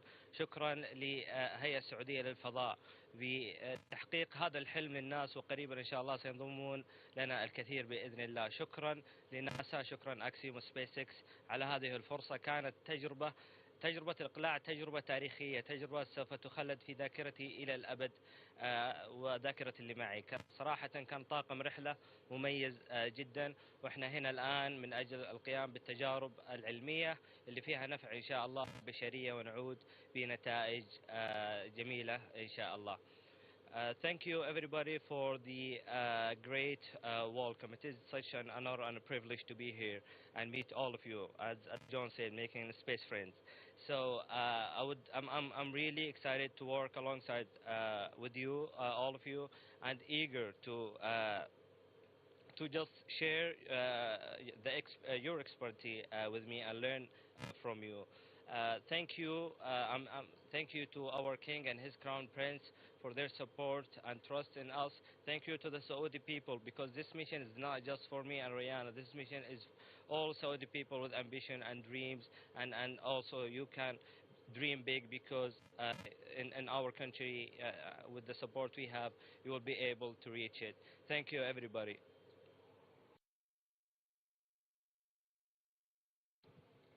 Hello everyone, so this is Rihanna Barnawi. Also if you allow me, I'll start in Arabic first. تحية طيبة من الفضاء الخارجي. الحمد لله، بفضل الله وصلنا لهذه المرحلة. نحن الآن يعني نعيش حلم ما كنا نتخيل انه هو ممكن يصير حقيقة. الحمد لله، بدعم من الحكومة، بدعم من قيادتنا، بدعم من أسرنا، بدعم من الجميع. هذه الرحلة ما تمثلني أنا لوحدي ولا تمثل بس طموحي، بالعكس هي تمثل كل الوطن العربي، تمثل كل السعوديين. الحمد لله أن احنا جاتنا هذه الفرصة، أن احنا فقط نقدر نوصل الآن لمحطة الفضاء الدولية، لكن بعد كده عندنا أكيد طموحات أكبر وأكبر، منها القمر، منها المريخ. لازم نستكشف الفضاء. هذه هي فرصتنا. زي ما تشوفوا دحين جنسيات كثيرة متجمعة في مكان واحد، فالفضاء هو اللي يجمع كل هذه الجنسيات المختلفة بأفكارهم واستكشافاتهم، معلوماتهم. فالحمد لله ان احنا وصلنا هذه المرحلة مع هذا الفريق الجميل. وصلنا الحمد لله بعد تدريب تقريبا 10 شهور. فهذا التدريب قابلنا رواد فضاء سابقين، قابلنا بيجي ويتسون، قابلنا مدربين دربوا رواد آخرين في ناسا وفي جاكسا وفي إيسا. وفي نفس الوقت التدريب اللي جهزوه أكسيوم واللي جهزوه سبيس إكس، شعور انطلاق الصاروخ صراحة أنا دموعي ما قدرت توقف، لأني حسيت إنه أخذتكم كلكم معايا هنا. فالحمد لله على التمام والكمال. الحمد لله على وجود قائدنا ذو الرؤية الطموحة سمو سيدي الأمير محمد بن سلمان. الحمد لله على وجوده، والحمد لله على أنه قدرنا نحقق هذا الحلم، وهذه أول خطوة، ونستنى بعد كده بإذن الله أشخاص كثير يكونوا موجودين هنا من العالم العربي أجمع. So greetings from outer space. I'm here not only representing myself, but representing the hopes and dreams of everyone back home, everyone in the region. We are here gathering with different cultures and with this international collaboration. This shows how space brings everyone together. It brings even different backgrounds. Some of us are doctors, some of us are researchers, engineers, and so on. I'm very happy to be here representing the dreams and hopes of everyone back home, and at the same time, I'm very glad that I've received extensive trainings from trainers who have trained previous astronauts like NASA, JAXA, ESA, and SpaceX and Axiom. I'm very happy to be here, and thank you all for listening. Thank you for letting me share my feelings, and I'm going to live this experience to the max. Great. Well, we all are excited for all of the new astronauts here, and we have something special. Ray, would you hold this while I pin John? Oh, wow. Give him his official astronaut pin. John is the 598th astronaut. Wow. I don't think I'm ready for clapping yet.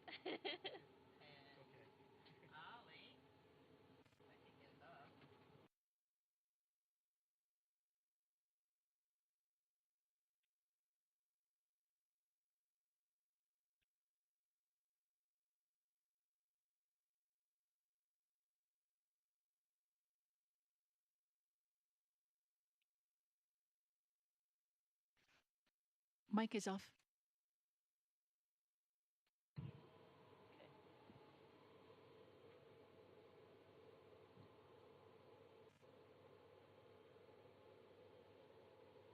So Ali is the 599th astronaut. Thank you. And our little Ray is 600.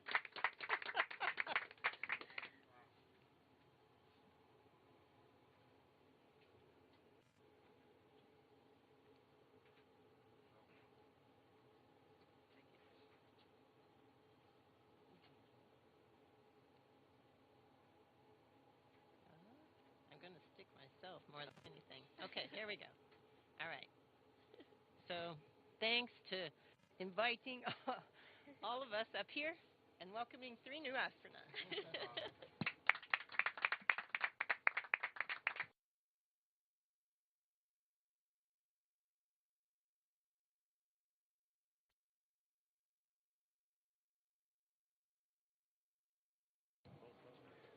Okay, and that concludes the ceremony. Thank you guys so much. Again, it really feels like the International Space Station up here. This is going to be an awesome week. We're all excited and super happy to have you guys up here.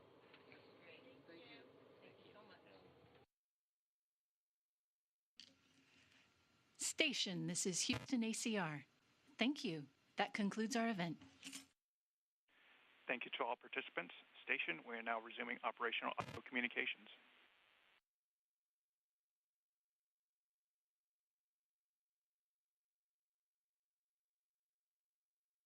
Copy.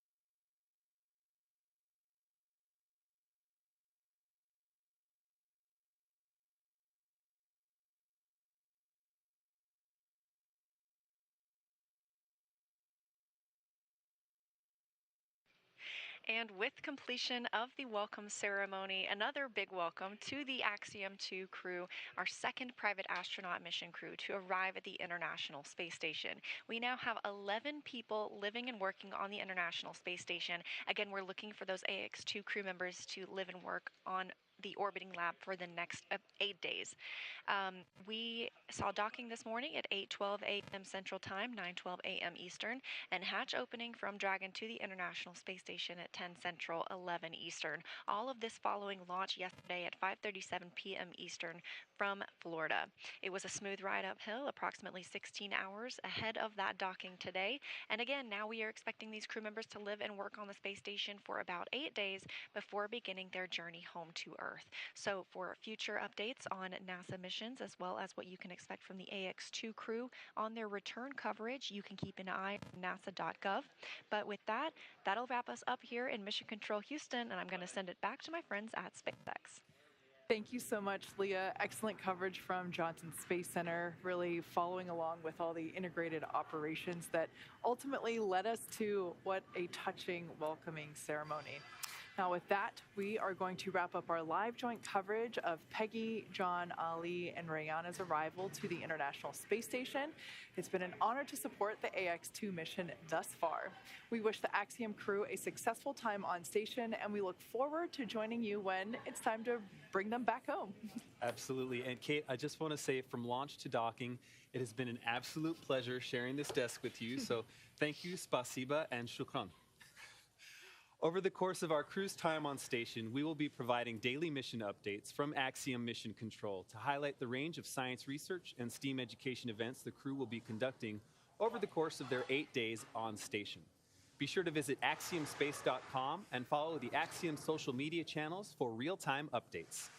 And with that, on behalf of SpaceX, Axiom Space, and NASA, thank you all for tuning in to watch. See you soon.